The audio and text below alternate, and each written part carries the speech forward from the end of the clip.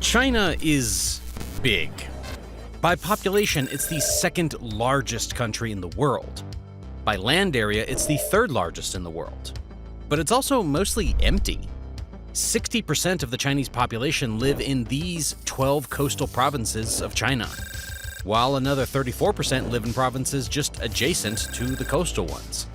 Only about 6% of the population lives in West China, which is farther from the coast. If West China was a country of its own, it would be the seventh largest country in the world in terms of land area. But it would have a smaller population than the islands of Java or Honshu. Even economically, West China is far less productive than East China. Western China accounted for just 20% of China's total GDP compared to 80% from the East. Though it doesn't bring economic output, it does bring headaches for the CCP. The Western region includes autonomous provinces like Tibet and Xinjiang, two regions that have been constantly under the international spotlight for the way minorities are treated there. The two same regions that were once independent countries of their own, but later were annexed by the CCP. Since then, the Chinese government has spent billions there in the name of security just to control the population. So, this all begs the question. If the region is sparsely populated, doesn't produce much economically, and worse yet, it brings the most throbbing of headaches, why did the CCP annex it? And why does it want to cling on to this empty piece of land so badly? Well, it has a lot to do with the CCP's secret plan, a plan to expand its population and influence in the years to come. But to truly understand this plan, we first have to understand why the West is so empty. For that, let's go to the map. Geographically speaking, Western China is surrounded by mountain ranges like the Himalayas and the Kunlun Mountains. The Taklamakan and Gobi deserts cover whatever area that's left. And what's even worse is the fact that these deserts are growing. Every year, more and more land gets covered in sand and added to the deserts. This is not an environment to sustain a civilization, and it wasn't one in the past. Throughout history, this area has been empty. On top of this, in northwestern China, water scarcity is a big problem, even to this day. Mountain ranges block the clouds from bringing in rain, resulting in very low amounts of rainfall. This makes it hard for the population to have access to clean water or sustain agriculture. But even with considerably less people and resources, the CCP decided to annex Xinjiang in 1949. At this point, 3 provinces were part of the East Turkestan Republic. At this point, this was a pure land grab. The CCP wanted to increase its influence and kick out the opposing KMT forces. It had no need for Xinjiang province or the people. In fact, it never really cared for the people that much, until it found out what was under the land in this region. But we'll get to that in just a second. Just a few years after taking over Xinjiang, the CCP set its sights on Tibet. Unlike Xinjiang, Tibet was extremely important for the CCP from the onset. You can say the CCP needed Tibet to feel safe. For the CCP, Tibet serves multiple purposes. The first one, well, it's a buffer zone between China's core cities and neighboring countries like India. As soon as the CCP came into power in 1949, they felt paranoid on the world stage. This is why the CCP had a falling out with the Soviet Union as the years passed. This is also why CCP leaders believed that the Soviet Union and the USA were going to help India invade China from the south. In Mao's mind, he believed that China needed Tibet to survive any potential invasion. So the government argued that Tibet was never really an independent country at all, and it always belonged to China. Based on this premise, it sent the PLA into Tibet to annex the lands. After taking over the region in 1950, the CCP slowly kept increasing its military presence in the region. And as you can imagine, this really pissed off the local Tibetan people, as the CCP was not giving them their religious or cultural freedoms. Chairman Mao wanted Tibet to be a Chinese territory. It didn't matter to him that the people there had their own culture and history. So in 1958, a rebellion broke out against PLA forces. Tibetans wanted to kick the Chinese army out and take back their land. But Mao decided to send in even more forces to reassert his dominance. Local Tibetan rebels really stood no chance against the People's Liberation Army, who had a numbers advantage and experience on their side. Since then, the military has never left Tibet. Even to this day, Tibet has one of the highest military presences in China. The CCP is still afraid of the local population rising up against the government and starting a separatist movement. This is a common trend in many Chinese cities. It was even surprising for me to learn that the CCP actually spends more money on domestic security than on its national defense. It's more afraid of its own people. It's also worth noting that on top of serving as a buffer, having control of Tibet gives China much more leverage over neighboring countries. Tibet is kind of like the water fountain of Asia. Many important rivers originate in Tibet. That's to say, rivers that support the populations of India, Pakistan, Bangladesh, Myanmar, Laos, Thailand, Cambodia, Vietnam, Bhutan, and Nepal. They all originate in a region that is now firmly in control of the Chinese government.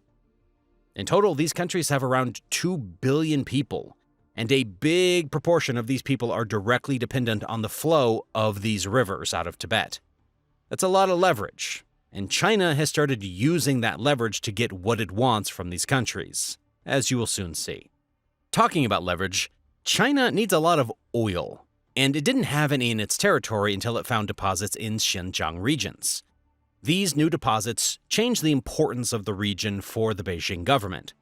As China's economy grew, its energy consumption skyrocketed. Now it had found modern gold in its territory. Xinjiang accounts for 40% of China's coal reserves and 20% of its oil. The only problem is that these lands, they belong to the Uyghur people. But it's not like that has stopped the CCP before. I mean, just look at Tibet. The CCP started investing heavily in the regions, which sounds like a good thing until you look deeper. This investment didn't really help the Uyghur population that lived there for centuries. Much like China's BRI projects, the CCP had Han Chinese workers migrate from different areas to help with extraction of resources, while the local population was left behind. Clearly, this didn't sit right with the people who grew up on that land. They believed it was their land. Can you blame them? They should be able to get some of the benefits from the resources that are under them. This led to massive protests in 2009 as Uyghurs voiced their concerns with the CCP's actions. But, as it turned out, instead of listening to the Uyghurs' concerns, the CCP actually decided to crack down even harder after the protests. It increased police presence in the area, set up checkpoints to restrict free movement of Uyghur populations, and even went as far as setting up cameras right outside many people's homes. Then, as the importance of the region grew, the CCP enacted policies to make sure it can keep the Uyghur population under control. The most important part of the policy being these re-education centers. Uyghurs are separated from their families and brought here. In these centers, they are forced to give up their religion, memorize CCP propaganda, and are tortured if they don't follow command.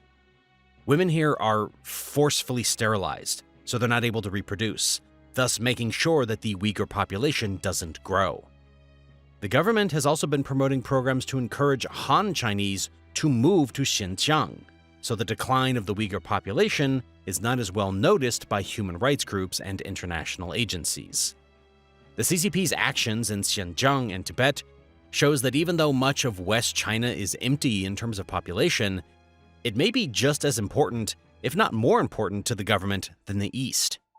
That's why China has invested heavily in policing these empty areas and shutting down any separatist ideas.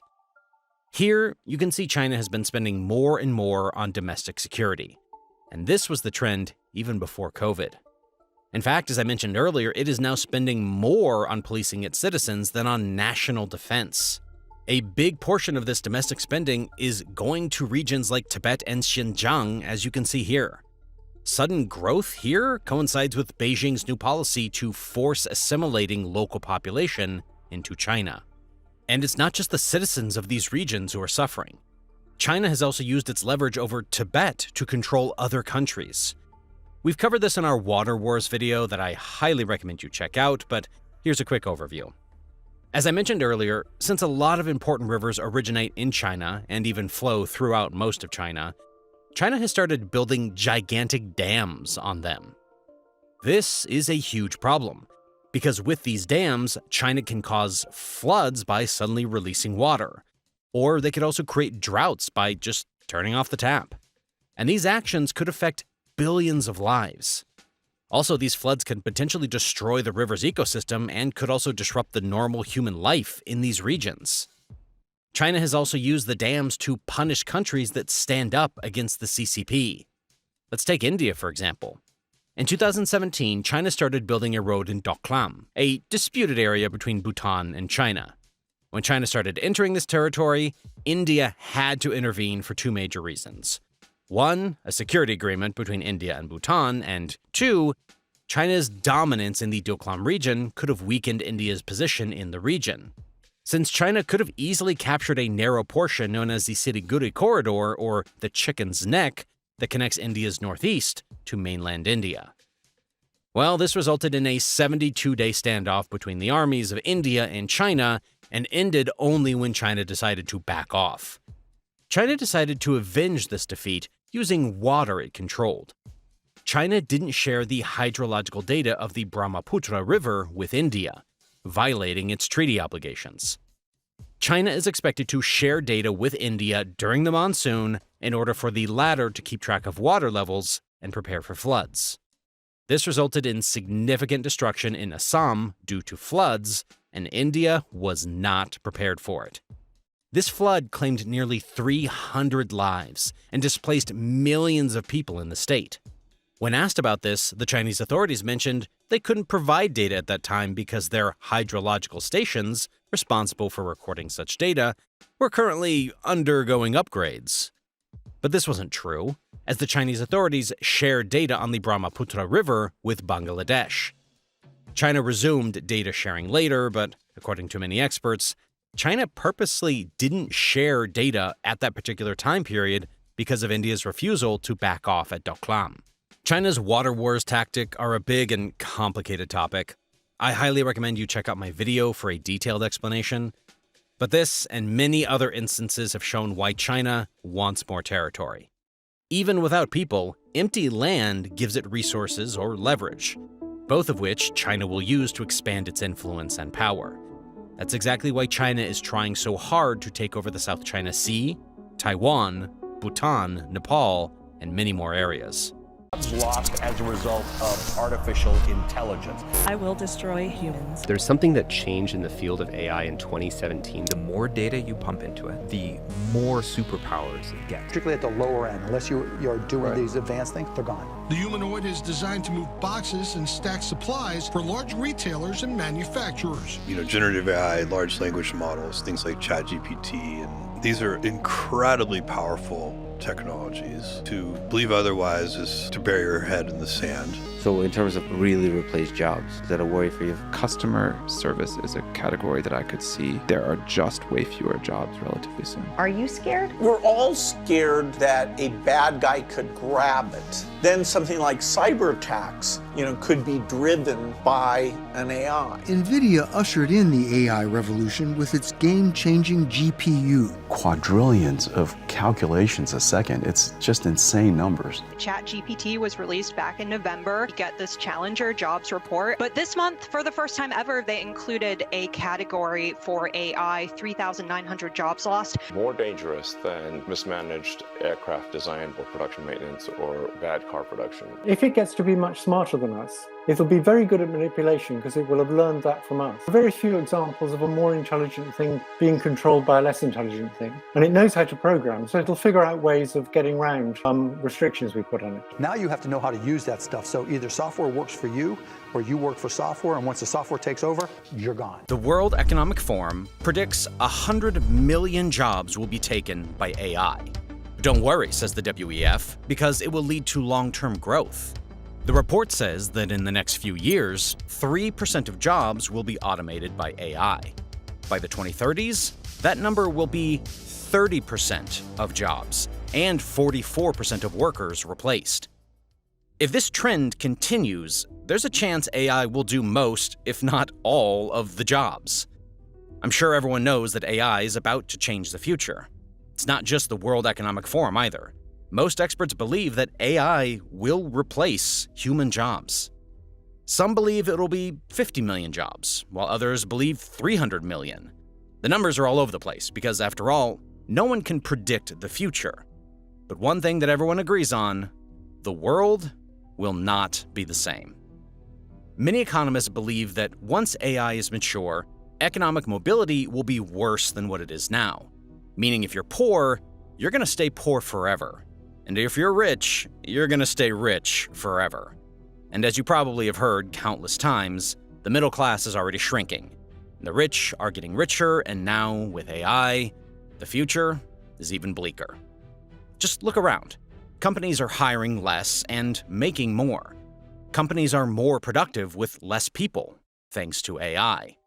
Countries around the world are crashing. Citizens are struggling, and life is getting harder and harder. It's only a matter of time before it's everywhere. Or is it? Let's dig deeper in today's video. How dangerous is AI? What's likely to happen? And lastly, but most importantly, how can an average person like you and me prepare? There's a reason my videos keep getting restricted and demonetized, and that's because I tell the truth even when it's uncomfortable. So let's talk about the true reality of this AI revolution and what the future holds. I will be honest with you all, and in return, all I ask is that you guys help me out just a little by hitting that like button below. All right, let's start. According to a Rutgers University report, 7 in 10 US workers say they're very or somewhat concerned about employers using AI in human resource decision-making. 3 in 10 are worried about their jobs being eliminated by AI. If you use any of the new AI tools like ChatGPT, Claude, or Gemini, you know how powerful they already are, and what's more important is the fact that they are the worst they will ever be, meaning they're only going to get better. In fact, there's a company called Cognition Lab that has built a software engineer AI, meaning an AI that is already trying to replace the people who built it. Here's the guy behind Devin as a teenager. Question is, what is the value of 255? Scott. 5,000. 5,000 is the correct answer. It's 1, 2, 3, 4, and 5 can be arranged to... Scott. 60. 60 is the correct answer. The most surprising part of this AI revolution is that many people thought that it would replace low-income jobs like cashiers or servers or truck drivers. And though that is happening, AI is also threatening jobs like sales, accounting, and analysts. A lot of people followed the traditional path, went to college, studied for a degree, started a career in hopes of building up a life. And now AI is ruining their career path and their future plans. The worst part, or the best part, depending on who you are, is that this is all just the beginning. AI is still in its infancy phase, meaning it's here in the S-curve of innovation and adoption. As more and more people adopt AI, more and more tools and businesses will be created to fill the demand until one day AI is doing everything. If we follow this S-curve to the extreme and play it out, economically speaking, there will be a point where AI will be able to do everything and anything that a business needs. I mean, think about it. Let's say you're a car company. There's an AI company that says they will have built robots, systems, and software that can replace your factory. Not work in your factory, just replace it altogether. Meaning, let's say the company gets an order, the software will notice it, it will start ordering components, start manufacturing pieces, and assembling them into a car. All without any, or minimal, human oversight. Again, this is just a disclaimer. This is very far in the future, if possible at all. Current AI technology is still very far off. But one thing that is alarming is the rate of progress in the AI sector. What seems like just a year ago, chatbots were a joke, and AI made videos from commands that were like, this. And now, AI can make videos like this.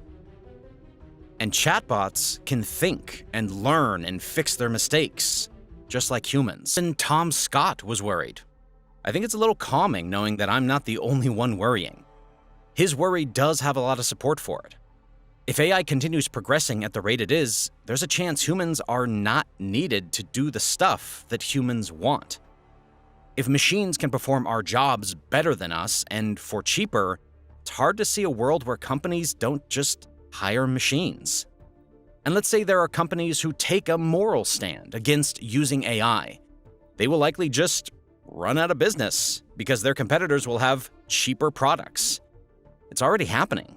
Watch this. Dropbox laid off 16% of its workforce in April, but not to replace workers. Like IBM, it said it wanted to invest more in AI, which meant cutting elsewhere. So we see demand growing for these products a lot faster than we could have anticipated. And I think you could have seen the technology coming, but just the way that the interest went vertical is something that's way ahead of schedule from our expectation. The amount of change we're going to see over the next 5 years, 10 years, will dwarf everything that's happened over the last 30. Artificial intelligence, machine learning, deep learning, neural networks, etc.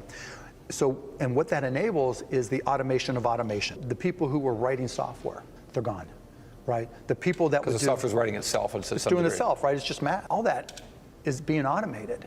And so now you have to know how to use that stuff. So either software works for you or you work for software, and once the software takes over, you're gone. The secondary effect of this will be that many people just don't have income, with no way to earn a living and feed their families. Sure, a very few select will have an exuberant amount of money, even more than the richest billionaires today, but most people will have to depend on the government for their livelihood. And that's a problem in itself. It's not like the government is good at taking care of people, but we'll talk about this later. Companies will also stop caring for people who have no money and focus their offerings for people who can afford them, like the other company owners. In this scenario, things can get bleak quickly. I don't want to speculate what happens next, and I want to emphasize again that this is still very far in the future, if it's possible at all. But many people are worried about this possibility. So I thought it's fair to bring it to your guys' attention. I don't think it will happen, at least based on how AI works now. There's one big problem, though. The problem is with how AI is trained. It's trained using what's out there, meaning the texts, the books, Reddit threads, comments, and videos. It's pretty much like humans, actually, if you think about it. Elon Musk recently joked about this too, saying that raising a baby is like prompt training an AI. Remember that saying that there's nothing new under the sun? There's no truly original thought, sentence, article, book, or movie or video. It's all a remix of something that already exists, and that is a remix of something that existed before that. So it's true that I actually want to challenge you guys. If you think you have an original thought or idea, just comment it down below. Then either I or someone else in the comments will probably prove you wrong. I guarantee that you are wrong if you think you have a good idea that's original. In fact, it's not just good ideas. Even bad ideas are not original. Everything has been thought of before. This is where the problem starts. Or I guess this is where opportunity arises. At least that's how I'm looking at it. AI is for sure going to change the world. It will affect your job and my job. It will affect all your families and friends. But it's not going to be as bad as people are making it out to be. Much like revolutions before this, people lose jobs and opportunities arise for people who are looking. Everyone who is worried about AI is overlooking one important key problem: the problem with how AI is trained. This problem creates opportunities for many people to take advantage of. Just how there were opportunities during the Industrial Revolution, there were opportunities during the Technologies Revolution, and there were opportunities when recessions happened. So, before we get into opportunities that might be present today in this AI revolution, let's look back in history to see opportunities that people took advantage of during previous revolutions. Because history may not repeat, but it often rhymes. Lessons from the past can be building blocks of the future. The Industrial Revolution happened in 1760 through about 1840. The first time in humanity we had economic growth. Countries were producing more stuff and getting more efficient, all thanks to machines. Of course, the rich got richer. That's the case with all revolutions, as you will see. Money gives you leverage to seek opportunities and take advantage of them. But what's even more enticing is the fact that major revolutions like this also present opportunities for the average person to take advantage of as well. Let's take two examples from the Industrial Revolution. The first one, a little-known businessman by the name of Peter Cooper. Peter was a fifth child in a middle-class family of a hat maker in New York. That's to say, he had very little family money to start with. Early in his career, he tried his hands at coach making, cabinet making, hat making, brewery, and grocery. He even developed a cloth shearing machine and tried to sell it. But he had little to no success in any of these. It's important to note, he did work extremely hard in all these ventures. But as many of you likely know, hard work alone isn't enough to make it in the business world. You need to work hard on something that has little to no competition, and that's one of the best ways to guarantee success. So, continuing our story, in 1821, Peter decided to buy a glue factory, the same factory where he would buy glue from for his grocery store. While visiting the factory, he noticed something, an opportunity. The way the current owner was heating up the glue, a lot of the raw material was being wasted. So he decided to buy the factory for $2,000 and changed up the way the glue was heating up. In the first year, he made $10,000. That means he got his money back in just a few months.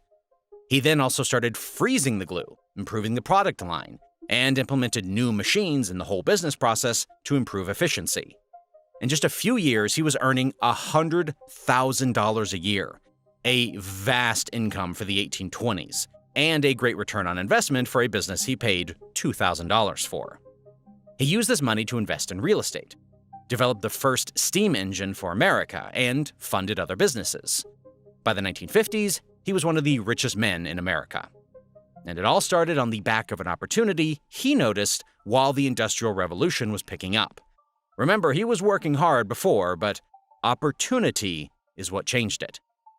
That was the Industrial Revolution, though. There's no way that someone found opportunity during the Great Depression, right? Well, wait until you hear about the Getty family, the Kennedy family, Howard Hughes, and many more. Many of the richest families in recent history got their start around the Great Depression. That's because chaos creates opportunities. And that's why, if you think chaos is coming in the future, you should focus on searching for opportunities instead of panicking, as we will talk about soon. Coming back to the Great Depression, it was a time well known for people standing in long lines to get food. Many discount stores were started during this time because customers wanted it, and families behind them had a secret advantage. At least $7 billion families worth a total of $31.9 billion owe their fortunes to young businesses that started during the Great Depression. Some of these families couldn't afford much food during this time. They could borrow some money, or maybe work an extremely taxing job to get some food at the end of the day, but this was not a long-term solution. Many of these families opened small grocery stores in their homes or in abandoned storefronts.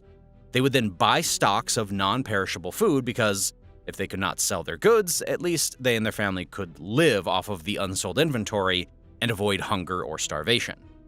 This strategy gave start to Publix, the biggest grocery store chain in Florida today, Little Debbie Cream Pies, E&J Gallo Winery, and many more. This is not to say the Great Depression was not hard times for millions around the country, but it also gave opportunities to the select few who noticed, and if it wasn't for the chaos of the Depression, they may have never had these businesses.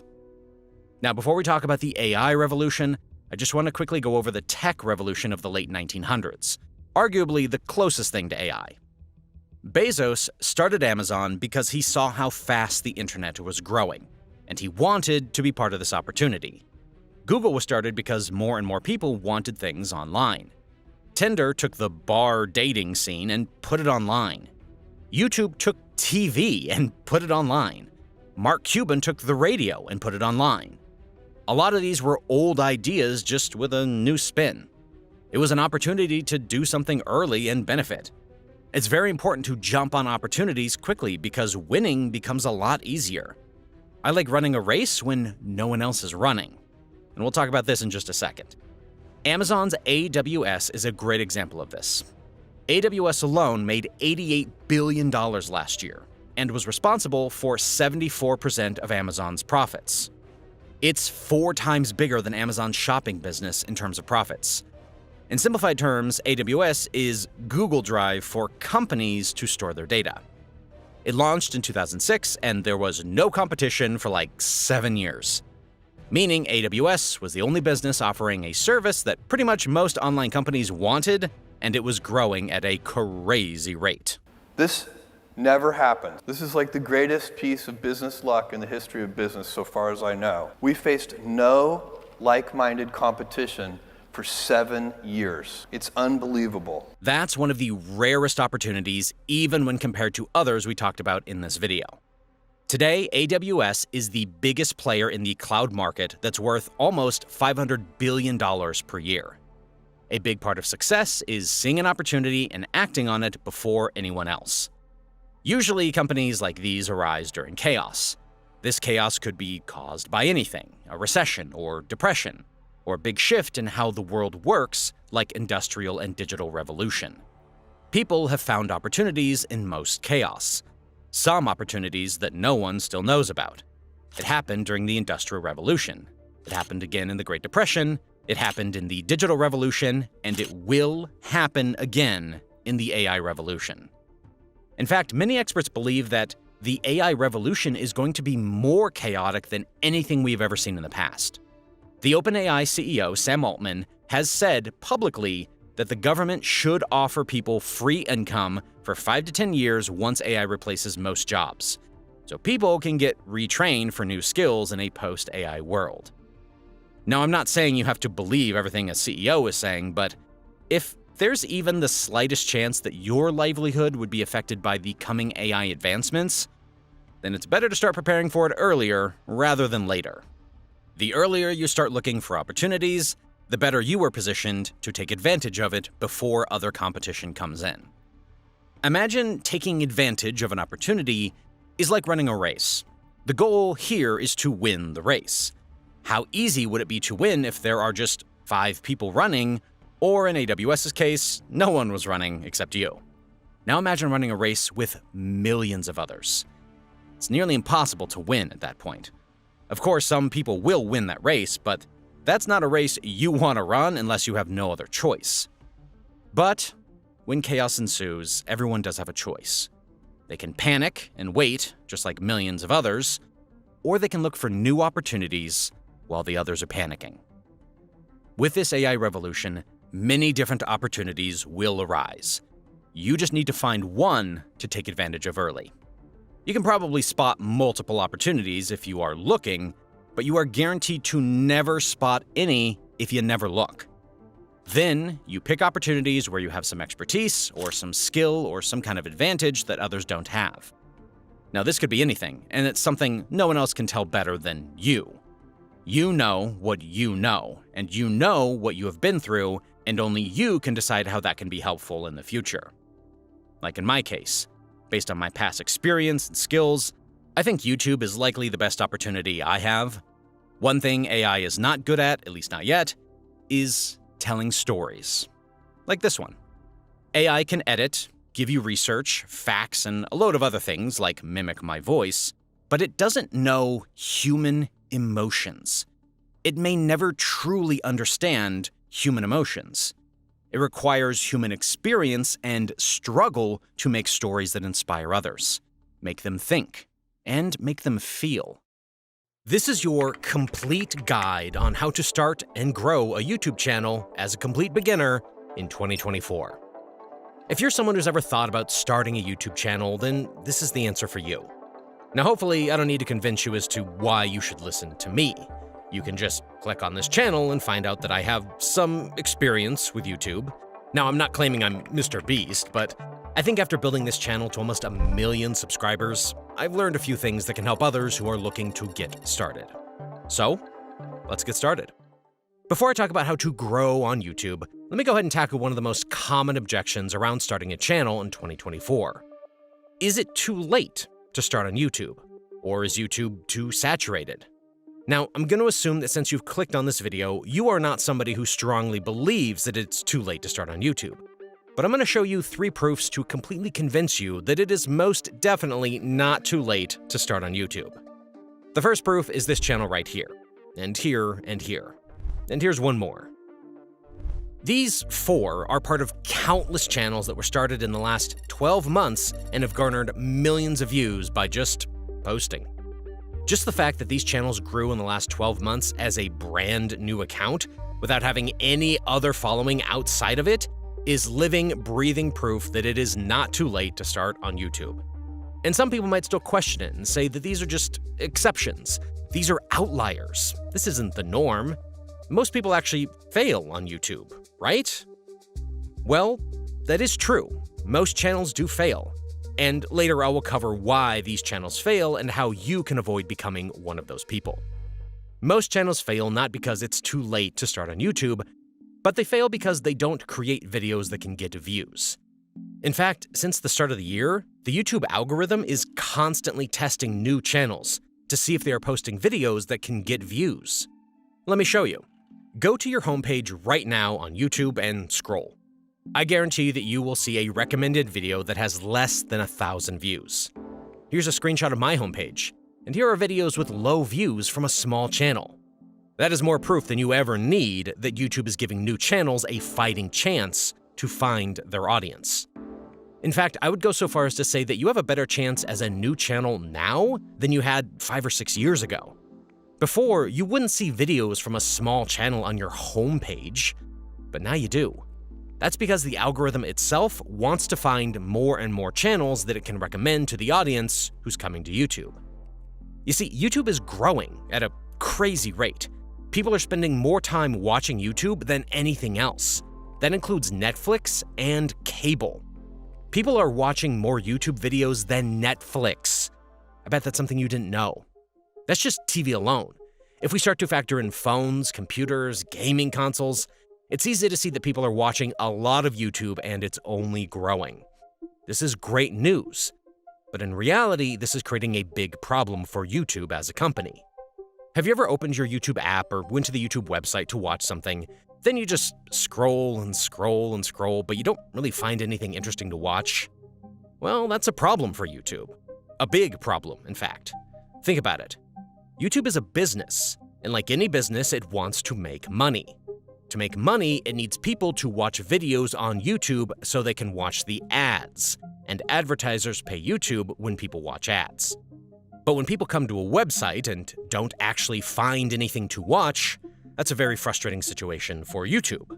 Imagine you are someone who is selling stuff in real life in a store. You have customers walk into your shop, look around with their wallets out, but they don't find anything they want to buy. That would be so frustrating for you as a shop owner. You'd arguably succeed in the hardest part of business, that's getting people in the door, but then you failed to make the sale because you don't have anything they want. That's exactly how YouTube feels when people come to the site and scroll and scroll and scroll but can't find a video that they want to watch. And that is exactly why YouTube is so heavily promoting small channels now. It's always looking for more and more channels that are making videos that people like watching. That way, whenever someone comes to the site, it can show them videos that they will want to watch. Now, does that mean that any small channel will instantly get millions of views? No. But YouTube is giving every small channel an equal chance. Then channels that make videos that people want to watch will get millions of views. If you follow all the advice I share in this video, then you can be one of those channels that will get millions of views. And it's not just views that are enticing about YouTube. YouTube is actually one of the few platforms that shares the money it's making with creators like me and you. Remember how earlier I said YouTube shows ads on the videos people watch, and that's how YouTube is making money? Well, a majority of that ad money, 55% to be exact, actually goes to the creator of that video. So if you watched any ad on this video, I thank you, because YouTube paid me for it. In the last 3 years, YouTube has paid out $70 billion to creators. Yes, that's billion with a B. That roughly works out to be $60 million every single day, and that number is only expected to go up as more and more advertisers focus online. You see, advertisers go where the audience is, and even though you and me old people would like to say we are always online, that's nothing compared to the next generation. 70% of Gen Z said that they most likely watch online videos on YouTube, and 20% say that they only watch YouTube. No flipping through channels on TV for them. As more and more people spend more and more time online, more and more money will flow to advertising online, which means more and more money for creators of the future. In fact, this boom in YouTube as a sustainable income source has made YouTube way more acceptable as a career path today than it was even just a few years ago. I'm sure you will agree that till very recently, people didn't look at YouTube as a full-time job. But now, if you hear your friend says he wants to start a YouTube channel, you will probably tell him that it's a good idea. It's not even just accepted, it's a very coveted career path. Now, I'm sure you have seen these survey results, but a survey conducted by Harris Poll recently showed that the top career choice for a career among kids in the US and the UK was being a YouTuber. Now, I'm sure you realize by now a lot of people want to start a YouTube channel. And since you are still watching, I'm assuming you do too. But the fact of the matter is that not a lot of people succeed. So why is that? Well, most people fail because they make some critical mistakes that are avoidable. Luckily for us, we can learn from channels that fail and hopefully not repeat those mistakes. I truly believe that it's important to learn from failures, especially others' failures. This is something I learned from the late legendary investor, Charlie Munger. He talked about this principle of inversion. The principle basically states that to be successful in life, or really in any endeavors, you just need to avoid doing the things that are stupid. Let's say you want a successful marriage. You would make a list of things that can lead to an unsuccessful marriage, then you just avoid those things that are on that list. Similarly, all you guys want successful channels, so you just want to avoid doing things that lead to channel failure, and that way you are all but guaranteed to have a successful channel. One of the biggest mistakes people make is quitting too early. Now, this may sound obvious or cliche, but it's actually true. I have numbers and stats to prove this. People actually don't stick it out long enough to succeed on YouTube. Now, I'm sure everyone here knows who MrBeast is, right? He recently became the most subscribed channel in the world. He has 300 million subscribers now. You guys want to take a guess as how long it took him to hit the first 1,000 subscribers? Go ahead, comment it down below and I'll reveal the answer. It took him 4 years and close to 100 videos. Then it took him more than close to 500 videos to hit the first 10,000 subscribers. Literally millions of other people quit while MrBeast kept posting. And he is now the most subscribed channel in the world. In fact, Social Blade did a big study where they looked at millions and millions of channels. On average, it takes a channel around 150 videos to get their first 10,000 subscribers, 418 videos for the first 100,000 subscribers, and more than 1,000 videos to get 1 million subscribers. Now, of course, these are people who hit these numbers way quicker, but most people just start with wrong expectations, and they quit way too early when they don't see their videos getting millions of views. Let's take this channel as another example. It was started in mid-2019, and it took almost a year before I even got to 1,000 views. So the lesson from this mistake that others make is that start your YouTube channel with the right expectations and realize ahead of time that it does take time. Now, giving up too quickly is not the only mistake a new YouTuber makes. Another mistake is not being unique. Usually what YouTubers do is they start off just copying videos of creators they watch. They make videos on the same topic, in the same way, and release it at the same time. There's nothing wrong with doing this, but there's something wrong with expecting views while doing nothing original. There's nothing unique about your video, and you are fighting a fight that you are destined to lose. At the end of the day, if I was copying your favorite creator, let's say Casey Neistat, you wouldn't watch me. You would just watch Casey. You love Casey, you like his videos, his personality, and so much more. Someone can copy the whole video and still not get a fraction of the views that Casey gets. The same logic applies when you start replicating your favorite creator. People love that creator, not you. The only way to get views on your channel is to be unique and remarkable. So the solution is not copying the creator you watch. When you are not unique, you are running in a race with millions of other people trying to do the same thing as you. Among those millions, there are going to be a few hundreds, maybe even a few thousand creators who are just miles ahead of you. I don't know about you, but I don't think I want to run at a race where people are so far ahead. Even if I could win, it's just going to be so hard. And being successful on YouTube is already hard. Let's not make it any harder. This is where being unique is not just important, it's also beneficial. The problem is, uniqueness is simple but hard. Uniqueness makes you remarkable, and being remarkable basically means people will remember you. Maybe they will even share you with their friends. The best way to demonstrate how vague uniqueness is showing you this video.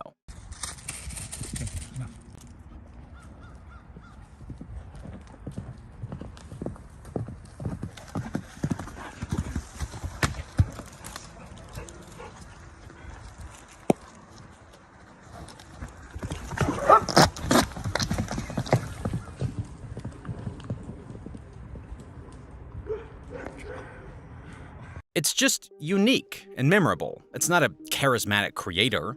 It's not someone any of us will have watched for hours on end. But I can bet you, now that you've seen that video, you will always remember it, because it's unique. Being unique is like running a race where you don't have much competition. If you are unique, there may be no competition at all. I don't know about you, but I think it will be much easier for me if I'm running a race against a few people versus running it against millions of people. I'm sure there are people who can win both races, but it's just much easier to win against less competition than more. You can be unique in an endless amount of ways, as you probably figured from the horse video, but one of the easiest ways to do it is using the advantages that you already have, and doing something that's not popular. Sometimes doing stuff that's different than everyone else is unique. Take this fitness YouTuber, Sam Sulek, for example. When he started blowing up, there was something pretty unique about his content. It was slow. Compared to the YouTube meta, where people had high-paced intros, insane amounts of cuts, and multi-camera angles, Sulek's content was actually just looking at a camera and talking while lifting, and then just publishing it. I'm not saying that this was the reason he got views, but this was the reason he was unique. His content stood out. It became remarkable and memorable because it was so different from everyone else talking about fitness. The crazy part is that this was not something new. YouTube started like this. Back in the day when YouTubers didn't spend thousands of dollars on content, it used to be just some random guy in his bedroom talking to a camera. So Sulek didn't do anything new, he did do something different when compared to the meta at the time. And now the reality is that if you try to repeat his success by copying his style, you probably won't get views, even if you somehow have more muscles and fitness knowledge. Because everyone is trying to replicate that style, and you're not going to be unique. You will go back to running in a race with millions of others, and that's a tough race. In reality, there are hundreds, if not thousands, of ways to make your videos unique. In fact, I still find new ways every single day. Whenever I find a video that has something unique about it, I write it down in this Google Sheet. My whole thinking behind this is just how Sam Sulek didn't do something new. He just did something that YouTubers were doing years ago.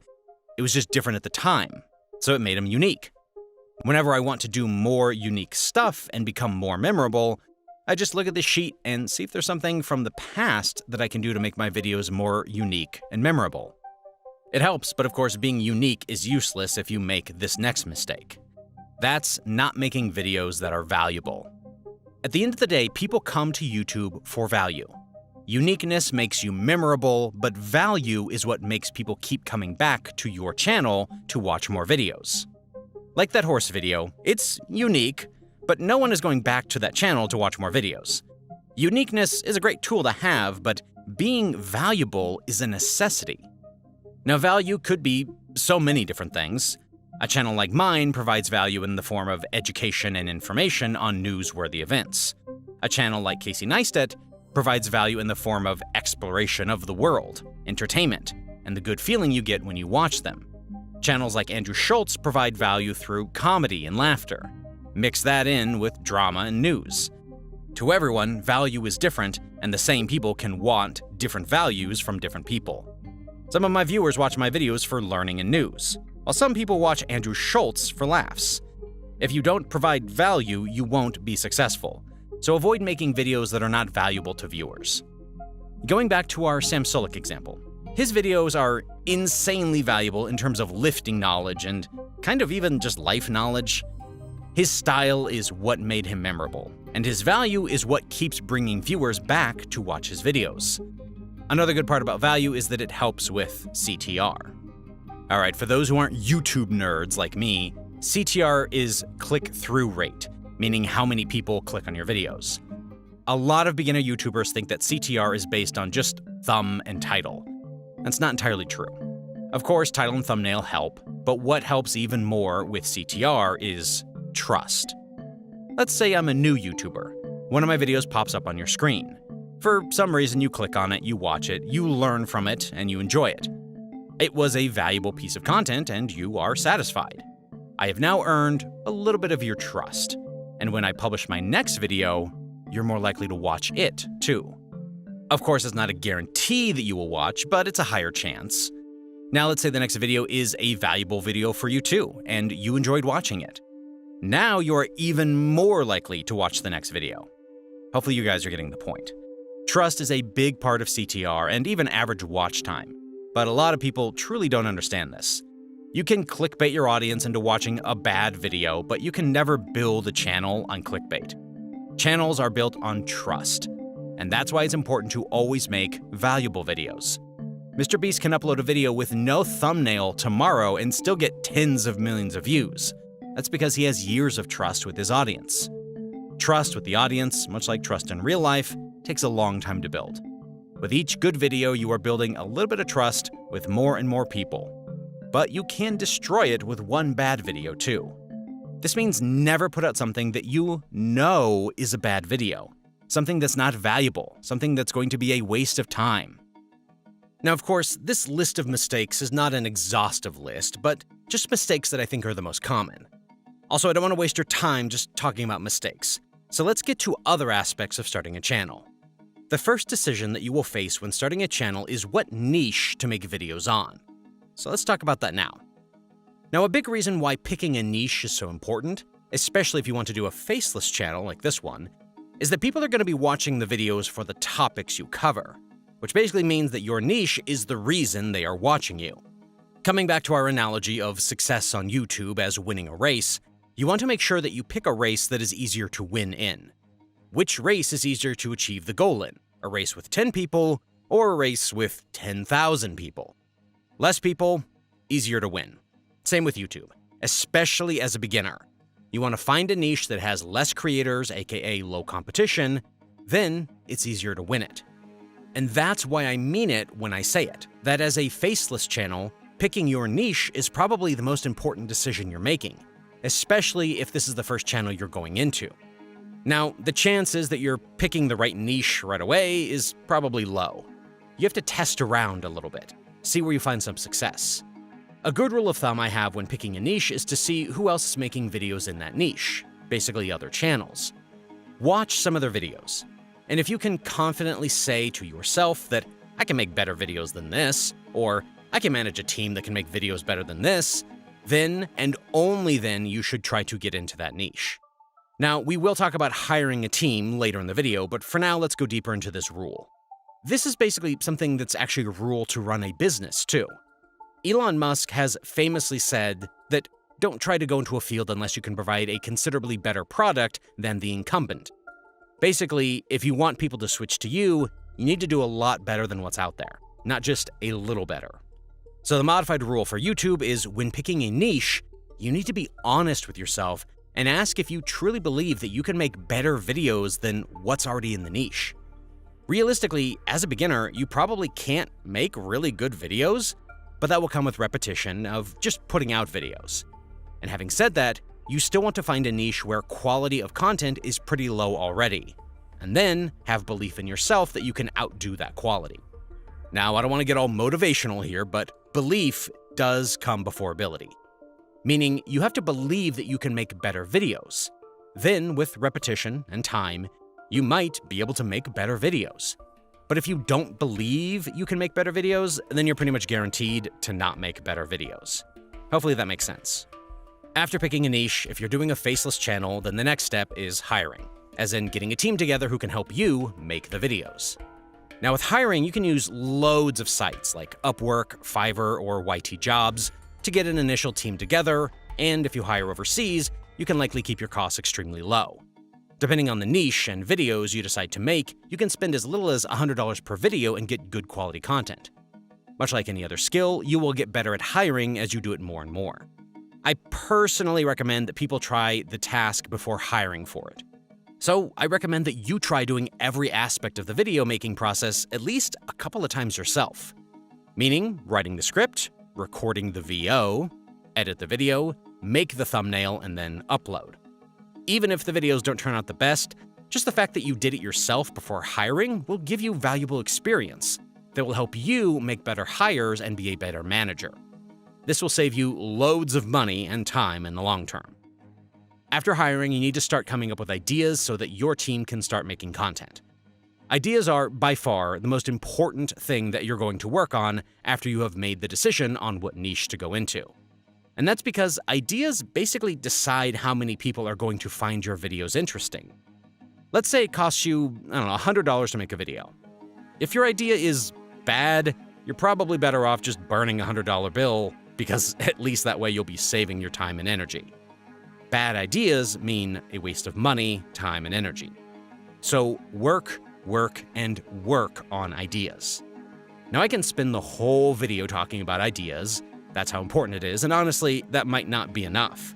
I'm still trying to get better at ideas personally, but the biggest advice when it comes to ideas is look for channels that have videos that have way overperformed in views when compared to their average views per video. Then just brainstorm different variations of that idea and do it for your channel. The goal is to always spend more time on ideas. Now, after the idea, it's time to actually make the video. This is the part where most people will struggle.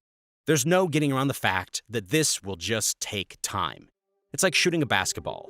LeBron James can give you all the advice he had, but at the end of the day, the biggest improvements will come from you just getting in front of a hoop and practicing. And now, I'm not saying I'm anywhere close to being LeBron James of YouTube, but I'm going to share the tips I have here, but the biggest improvement will come from just making the videos. The biggest tip here is that on YouTube, intros, aka the first 30 seconds of the video, are disproportionately more important than the rest of the video. Meaning that if you have a 10-minute video, the first 30 seconds will probably be responsible for 50% of its success, even though it's only 5% of the video. So spend disproportionately more time on the first 30 seconds. If you have 10 hours to make a 10-minute video, 3 to 5 hours should be spent on perfecting the first 30 seconds. It's like how Abraham Lincoln said, "Give me 6 hours to chop down a tree, and I will spend the first 4 sharpening the axe." Well, if you have 10 hours to make a video, spend 5 hours on the first 30 seconds. After an intro, a good video can be divided into different skills, kind of like a formula. A good video is equal to good script writing, good voiceover, good video editing, good sound effects, and good music. Now, as I said before, in the beginning, you want to do everything, just to get a hang of it. But as you grow, you want to get people who are the best at each of these things. Specialists, if I say so. Because the truth of the matter is, you never will be the best at all of these things, but you don't want to be completely clueless either. So you want to start off with doing things, then slowly outsource to the experts.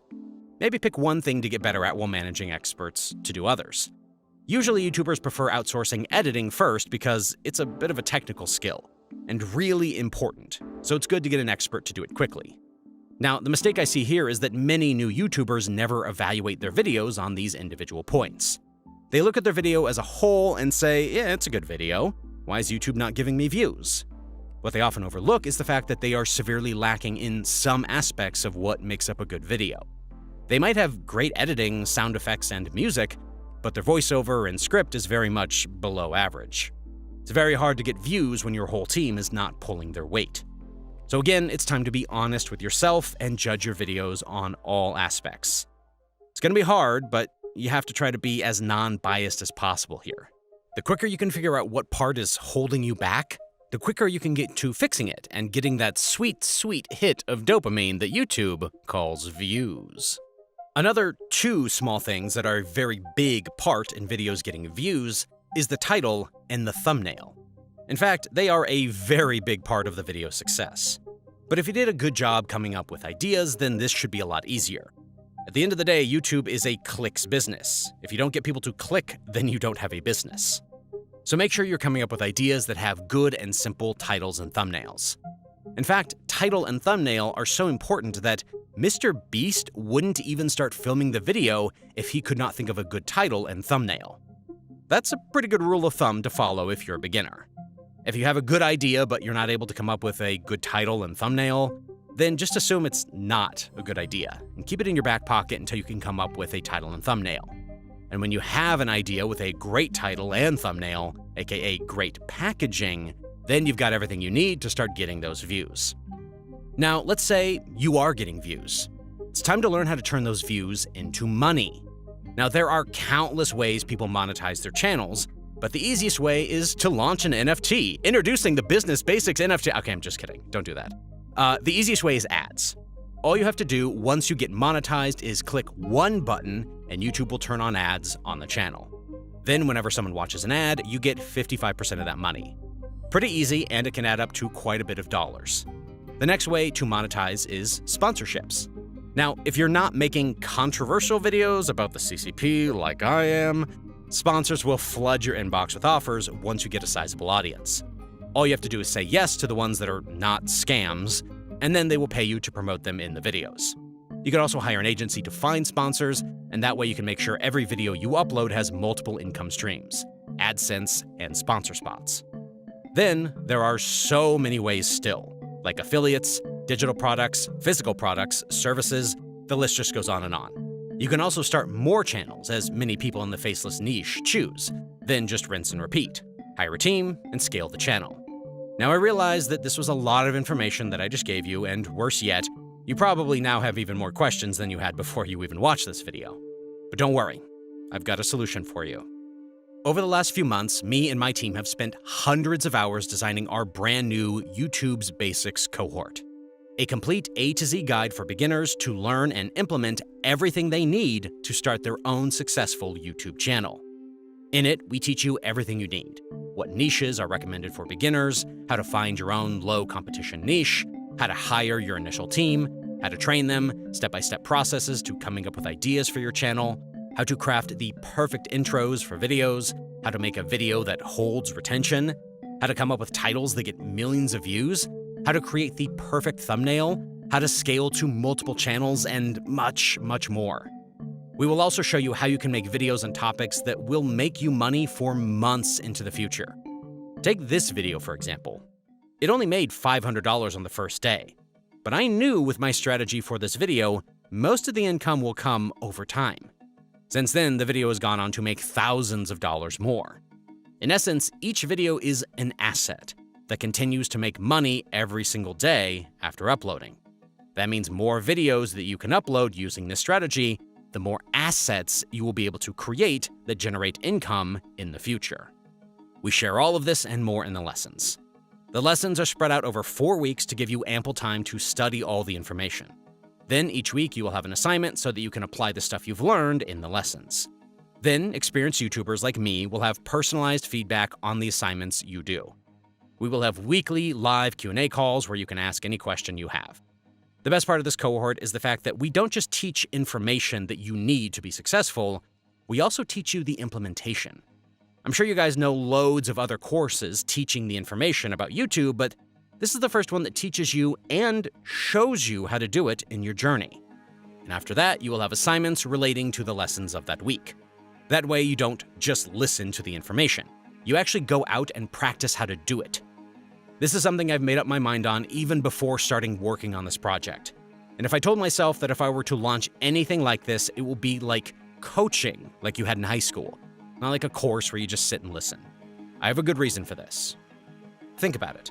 Reflect on your favorite classes or sports teams you've played on. Did you learn by just listening, or did you have teachers and coaches who engaged with you, made you practice and pointed out your mistakes? Were you alone in a room just watching, or were you with classmates and teammates, asking questions, making mistakes, and helping others? This is why it was important that I have assignments in the cohort, and then I will personally go through the assignments you guys submit and give you feedback. Practicing is one of the best ways to learn, not sitting and listening to courses. Even data supports that.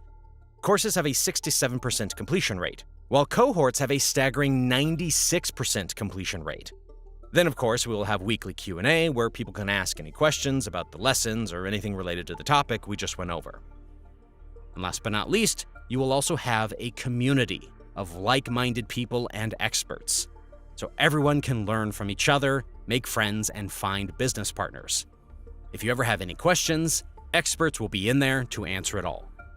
We're going to be the first ever cohort to teach you how you can leverage new AI tools to help produce videos and get your costs down. As you know, AI is the future. And instead of panicking, the goal is to use AI to our advantage to win the race before everyone even starts running. So now everybody's probably asking, what's this going to cost? When I started YouTube, I never thought I would do a paid cohort, because I kind of felt some ways about selling to you guys. But I kept getting emails here and there just asking questions about YouTube stuff, not geopolitics. Now, I realize the vast majority of people watching my videos don't care about learning YouTube, and that's fine. This cohort is just for people who are interested, and my goal is to continue making geopolitics videos like before. But using the funds we get from this cohort to hire some full-time people and maybe become the next digital media brand that will become everyone's go-to place for geopolitical news. 99% of my content will always be free for everyone. But I realize there is a 1% of my audience who is interested in learning about YouTube and maybe starting their own YouTube brand. That's who this cohort is for. Now that cohort is ready, I truly believe that this is one of the best educational products out there when it comes to YouTube. Before you even think about asking, there is no one secret in the cohort that will get you 1 million subscribers the next day, because there's no such thing. The goal of the cohort is to help you learn everything you need to know about building a channel and make sure that you learn it faster than you would if you didn't pay for the cohort. Personally, it took me more than 5 years to learn all this stuff through trial and error. If I had any educational program like this, I would have saved the majority of that time. That's exactly what my goal is with everyone who buys the cohort. At the end, everyone is paying a price. Either you pay in time, that could be years of your time like it took for me, or you pay to save time and speed up the learning. I truly believe that this cohort is the fastest and best way to learn all the information you need to build your own successful channel. And the price of the cohort is based on that fact. You are paying to save time. The other way to put our prices into context is to think about it as an investment in your YouTube business. If you're treating YouTube as a hobby, this cohort probably isn't for you. But if you're treating it like a business, then investing some money in saving time and increasing your odds of success seems like a no-brainer, especially given A, how much your life can change, and B, how much money you stand to make if your YouTube channel does well. Now, of course, I don't want to charge thousands of dollars for this cohort because, in all reality, that's not something I would have been able to pay for when I was just starting out on YouTube. And the cohort is really meant for people who are starting out on their YouTube journey. And that's why I'm pricing it at $597. I figure that this price is low enough that it's not going to deter most people from enrolling, but it's high enough that I will not be overwhelmed if too many people sign up. Since this is a very active cohort where I will be doing live Q&A and reviewing your guys' assignments, giving feedback, I don't want to have too many people in the cohort. So, if you are serious and you want to get started on your YouTube journey, click on the link in the description now to take action. Enrollment will close if too many people sign up because we want to make sure we provide the best service to people who enroll. Just last week, the FBI confirmed that Chinese hackers will attack the US soon. Never seen a time where all the threats, or so many of the threats, are all elevated, all at exactly the same time. I see blinking lights everywhere I turn. It's the first time I've seen in a long, long time the threats from homegrown violent extremists, that is jihadist-inspired extremists, domestic violent extremists, foreign terrorist organizations, and state-sponsored terrorist organizations all being elevated at one time. Since October 7th, though, that threat has gone to a whole nother level. That was FBI Director Christopher Wray, and he said this just last month. The craziest part is, it's not the first time. He's been warning the government of an attack since the start of the year.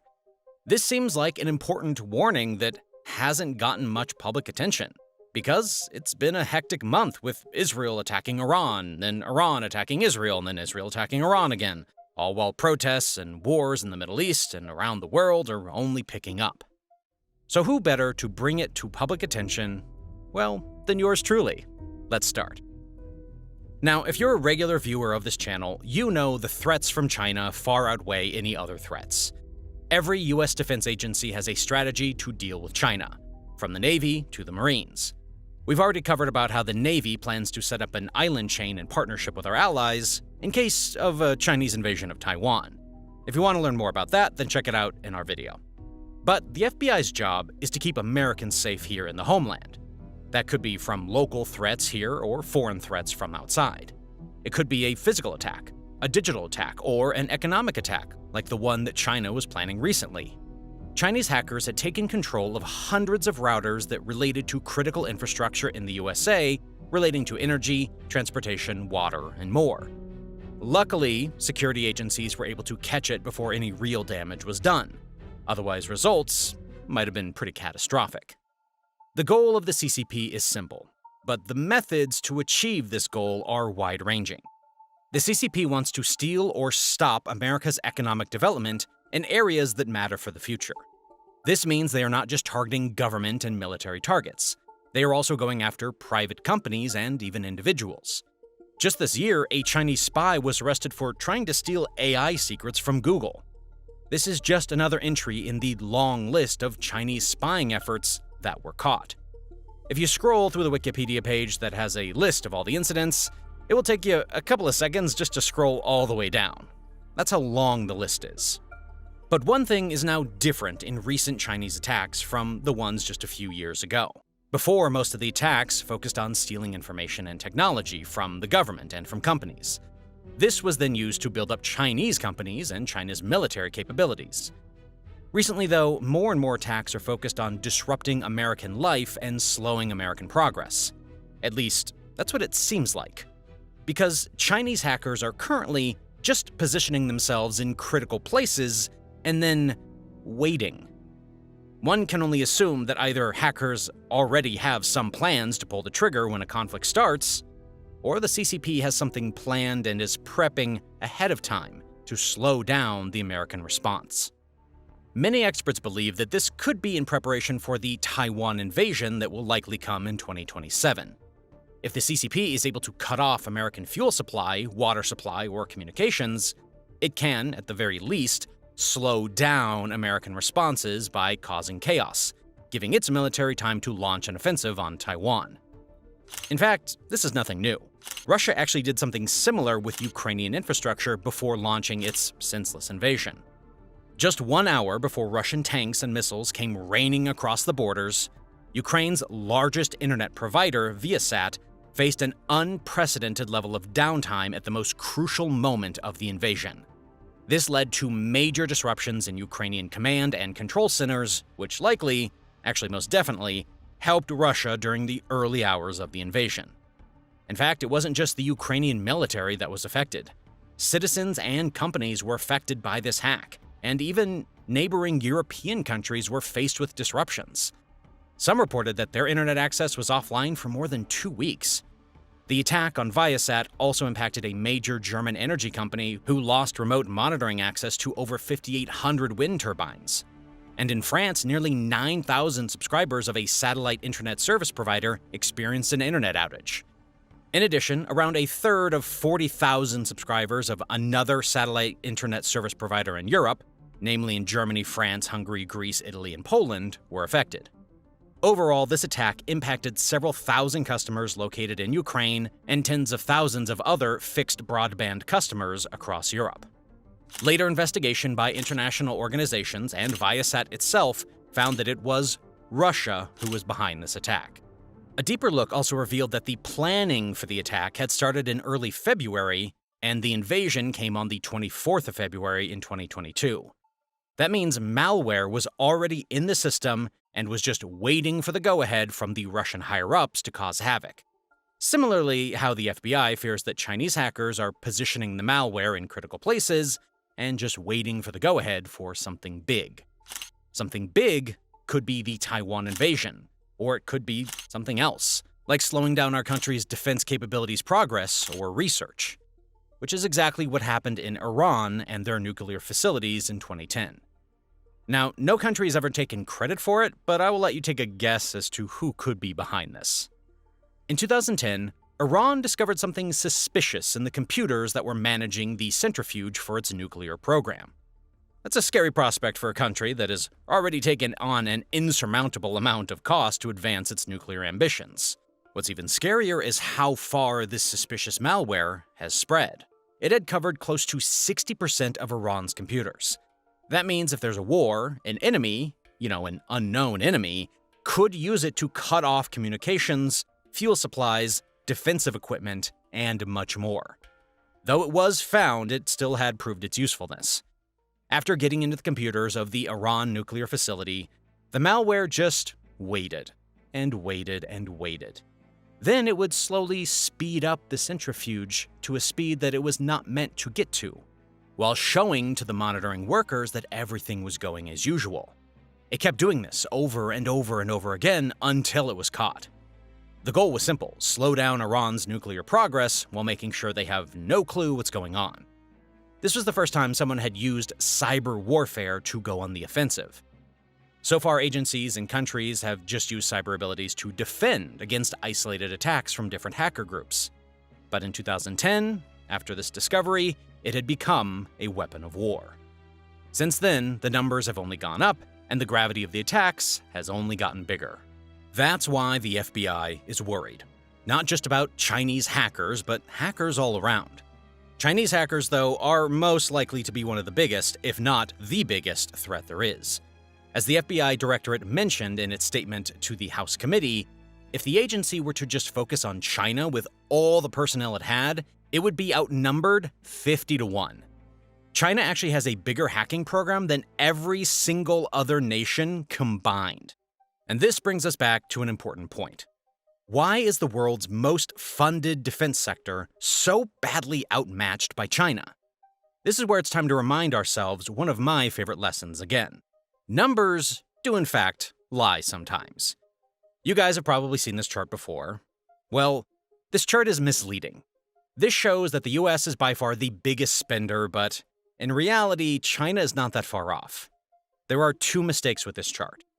Number one, the numbers don't take into account that in China, $1 buys you a lot more than $1 in the USA. $1 can buy a whole meal in some places. In the USA, that's pretty much unlikely even on food carts. In China, the average soldier salary is around $30,000 per year, while in the US it's around $51,000 per year. This factor can be extrapolated to pretty much most things China spends their military budget on. Locally, it can buy the same things as the US in terms of man-hours, research hours, and raw materials for way cheaper. This factor alone accounts for a good portion of the difference in the US and Chinese spending. But China also doesn't report all of its spending publicly. Number two, China does a lot of its military spending off the books. So much like its GDP, the military spending number it reports publicly are fake. There are many estimates available from various organizations as to what China's true spending is if you account for off-the-books spending and purchasing power. Numbers vary anywhere between $650 billion to $710 billion US dollars. And before anyone comments, I know estimates will have holes in them, but the main point still stands that China's true military spending is a lot closer to the USA's and far more than the numbers report. A lot of the spending has been directly used at positioning Chinese hackers and companies against countries like the USA that are on a roadblock in China's plan to reunify Taiwan. One of the biggest positioning malware was caught in 2013, when Chinese hackers positioned malware in US pipeline infrastructure for strategic access for future operations. After getting access, the hackers didn't try to steal money or valuable technology. They just waited, which hints a little at their goal of causing disruption instead of, just stealing money. This has been confirmed by something called honeypots. Much like real-life honeypots, a company sets up a digital honeypot to lure these hackers. The honeypots directly mimicked the devices used in many critical infrastructure power and water plants.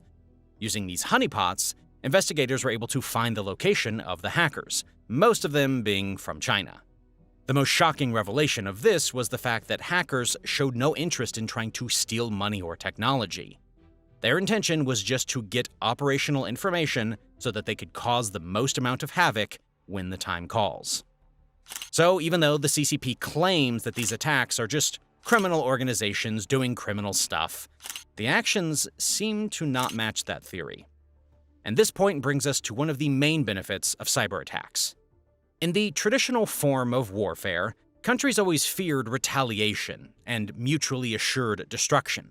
That's to say that any offensive action was very carefully thought through, as they knew retaliation would come. With cyber attacks, aggressive countries always have a plausible deniability as to whether they were behind the attack or not. Countries like Russia and North Korea are using hacker groups that are government-funded to keep an arm's length from the attacks that they don't want to be associated with. All the while, capabilities of these cyber attacks are becoming more and more catastrophic by the day, all while consequences are becoming harder and harder to apply. First, it takes months, if not years, to find out who was the true culprit behind any attack. And even after getting some sense, it's hard to appropriate the exact response due to the plausible deniability aggressors always have. A perfect example of how difficult cyber warfare is to judge is TikTok. Debates have been long going and will likely continue for years to come. Is it a national security threat or just an addicting social media? Is it a sustained effort to brainwash our youth, or a cyber weapon waiting to be used at the right time? The ban has passed, but TikTok is not done, much like how the CCP is not done. And worse yet, China might not be the only one. Just last month, the FBI director said that the threats are at the highest they have ever been, especially since Hamas's October 7th attack and the USA's unwavering support of Israel since. Our most immediate concern has been that individuals or small groups will draw some kind of twisted inspiration from the events in the Middle East to carry out attacks here at home. But now, increasingly concerning, is the potential for a coordinated attack here in the homeland, akin to the ISIS-K attack we saw at the Russia concert hall just a couple weeks ago. This includes Hezbollah in Lebanon praising Hamas and threatening to attack U.S. interests in the region. It includes al-Qaeda issuing its most specific call for an attack on the U.S. in the past half-decade. AQAP, which is al-Qaeda in the Arabian Peninsula, as well as ISIS, have called for jihadists to attack Americans and Jewish communities in the U.S. In Afghanistan, home to al-Qaeda and ISIS-K, the U.S. has lost some of its intelligence-gathering capabilities following the chaotic withdrawal of the U.S. The USA hasn't had an attack in years now, but the situation has also not been this sensitive, and that's why the FBI is ringing the alarm bells. China is digging. It's digging so deep that it aims to get to one of the deepest points on Earth. Last year, Chinese engineers started digging one of the deepest holes mankind has ever dug, and they plan to finish it soon. The CCP, being the CCP, hasn't really shared much to the public as to why they're digging a hole so deep. Of course, this was bound to lead to suspicion from people and nations alike. Some believe that they're digging a deep Earth nuclear bomb. Others are saying that it's to create artificial earthquakes, and others believe it's to erupt a volcano. I initially thought they were digging to get to America, as that was one of my first brilliant ideas as a kid. And even though they still haven't denied that they are not stealing my idea about digging to the other side of the Earth, the reason why China is digging seems to be much more complicated and shocking. It even has some nations actually worried about China's actions. So, in today's video, let's get into why China is digging a hole. Is it to put nuclear weapons in the deep Earth? And why are some nations worried? Contrary to what you may think, deep Earth nuclear weapons are not just a crazy conspiracy theory. Alright, give me a minute to explain this before you hit the dislike button. Now, everybody knows about the space race that was happening during the Cold War, right? The Soviets went to space, and then we went to the moon, just to show them that, we can do it better. It's one small step for man, one giant leap for mankind. We choose to go to the moon in this decade and do the other thing, not because they are easy, but because they are hard. Well, there's another race that people don't talk about as much, and that was the Deep Earth race. It's exactly what it sounds like. There was a race by the superpowers to drill as deep as possible into the Earth's crust, and even reach the mantle of the planet itself. The goal here was simple. Much like the space race, both sides wanted to demonstrate their engineering prowess, cutting-edge technology, and prove that they were the best. The rock samples from deep Earth were potentially as important for science as samples from the moon. But no one really won this Deep Earth race, technically. There were also theories going around about deep Earth weapons, something that can cause an earthquake in the enemy's territory or a volcanic eruption. Both superpowers were also keen to find weapons that could penetrate underground and hit bunkers where important targets may be hiding or kept. We have to remember, during the Cold War, people were brainstorming all types of weapons, whether it be in space or deep in the Earth. The US decided on drilling in the 1950s, and they came up with an ingenious shortcut to get ahead. The goal is to get closer to the core, okay? The easiest way to do this, then, is to start drilling at the lowest point instead of at the highest. So the US started drilling through the Pacific Ocean floor near Mexico. This has multiple advantages. The Earth's crust is thinner there, you are already much closer to the core since you start below sea level, and the Soviets, they weren't doing this. But this strategy also had another advantage. The thinnest areas of crust are usually where the ocean is at its deepest. At the time, no one had yet invented essential technologies such as dynamic positioning, which allows a drill ship to stay in position over the well. Engineers improvised, but at the end of the day, this project did not get very far, and Congress pulled the plug once costs spiraled out of control. Then the Soviets started to drill in the Arctic Circle in the 1970s. This actually produced a far better result than US efforts. They kept on digging for 20 years and reached a record-setting depth of 40,229 feet. Just to put that into perspective, the highest mountain peak, Mount Everest, is only 22,871 feet. The Soviets did have to pause the project when they reached a temperature of 356 degrees Fahrenheit, as tech wasn't available at that moment to continue digging further into hotter temperatures. But as the Soviet Union collapsed, the funds for the project dried up, and 3 years later, the whole facility was closed down, and now the site is a tourist spot. It was not all for waste, though. The Soviets' dig was uber successful. Even through multiple failed attempts around the world, scientists learned a lot about what's under us. Drilling deep allows scientists to learn more about how the Earth was formed, with the crust acting like a geological timeline of the world's formation. This was great, because now some of these findings can be applied for commercial purposes, as in, well, to make money. To understand this, we quickly need to understand how stuff under the Earth is divided. The Earth is like an onion, meaning there are multiple layers before you can get to the core. In fact, the Earth is around 4,000 miles deep from the top. That's more than the distance from Seattle to Miami, roughly the two farthest major cities in the continental US. Luckily, the top layer, the crust, is soft, and it's easy to drill into. It's about 5 miles deep. But as we get deeper, things get harder, literally. The second layer is the mantle, and it's the largest of the 4 layers. The mantle is just a bunch of hot, high-pressure rocks. This is where the valuable resources are and where problems arise. As you dig deeper, the temperature starts rising around 4,000 degrees Fahrenheit. There are not a lot of metals that can withstand that kind of temperature, not to forget the high pressures. At some spots, the pressures can get up to 5 to 7 times the amount of pressure that blew up the Titan sub recently. Remember that sub that was carrying all those billionaires to see the Titanic? Under the Earth, the pressure could be 5 to 7 times that. In these conditions, drilling equipment usually loses its strength and needs to be replaced often, which adds complexity and delays. That's a lot of headaches, but companies and countries are willing to take on this headache because of the potential of what you can find there. Scientists believe there could be water in the rocks in the mantle, like a lot of water, like a hidden ocean. Some rocks could have diamonds or other valuable minerals, while some rocks could have oil. This oil is different from the fossil fuel that companies are already extracting. Usually fossil fuels are found in rocks that are around a few 100 million years old. This means they are close to the Earth's crust. But the thinking is that if we go deeper, we can find rocks that are potentially billions of years old. And there's a chance that these rocks could have even more oil. This could be a big discovery and solve many countries' energy issues. This could be a big part of the reason why China is drilling so deep. I have a detailed video on China's energy crisis that I highly recommend you check out, but here's a quick overview. China is the biggest consumer of energy. It uses even more oil than the USA. After all, it has 1 billion plus people, and it's the manufacturing factory of the world. On top of that, most of its oil is imported from the Middle East, which passes through the Strait of Malacca right here. You remember when Russia was sanctioned for attacking Ukraine, and how Putin withheld Russian oil supplies from European markets as blackmail to negotiate with the West?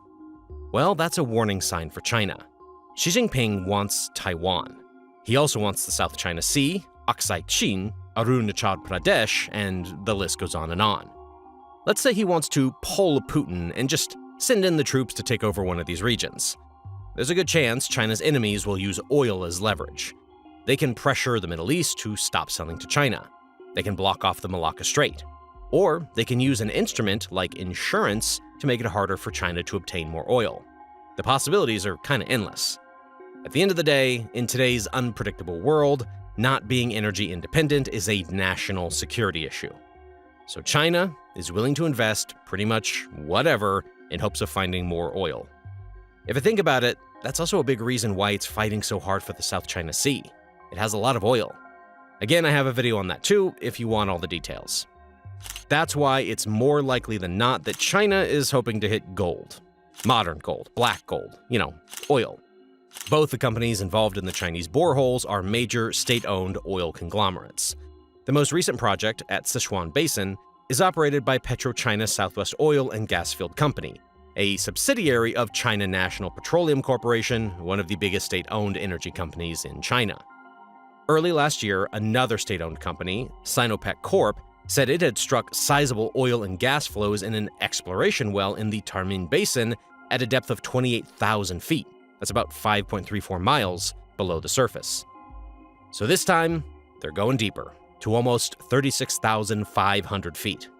And if successful, it will be the second deepest borehole, only behind the ones the Soviets dug. China also has a crazy ambitious timeline for this project. They want to finish it in just a year and a half. So just to put that into perspective, it took the Soviets 20 years to dig their well. Not to forget, this is all happening in the Xinjiang region of West China, the same place where the CCP has been persecuting and detaining 2 million Muslim minorities. A big reason China doesn't want the people here to have free will is because in the past, before the CCP, people here had their own independent nation. But now, this is one of the few places in China that has oil. China needs oil, any oil they can find. That means it cannot afford to have even the slightest thought of a separatist movement in the people's minds. So it has been putting people in detention camps, forcing them to recite CCP propaganda, and sterilizing women against their will to make sure it can control the population. Now, China is drilling one of the deepest holes here in hopes of finding oil.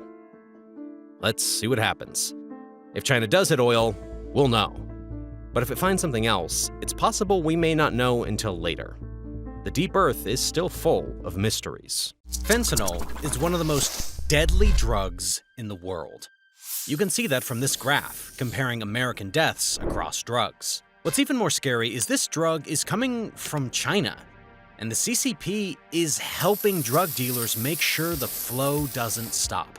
US Congress considers this act by the Chinese government an act of war. When the world pressured China to stop these companies from sending fentanyl to the US, the CCP just told the companies to move their factories to Mexico and use that as the final place to produce the drugs before smuggling them into the US.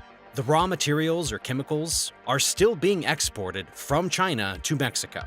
And while the US is trying to stop the drug smuggling, China is claiming that the problem is US citizens using the drugs, not the Chinese companies making the illegal drugs. Fentanyl precursor chemicals are made in China. 26,000 deaths in the country. They've been traced back to China. Died from drug overdose, some even on school campuses. 982 pounds of fentanyl powder across all 50 states. That is enough to kill 36 million Americans. The fentanyl wave has hit the US with such a vengeance that it threatens to destroy the very foundation on which this great country was built on. Let me put up some numbers to show you just how bad this crisis is. It is estimated that every day, over 150 people die from overdoses related to fentanyl.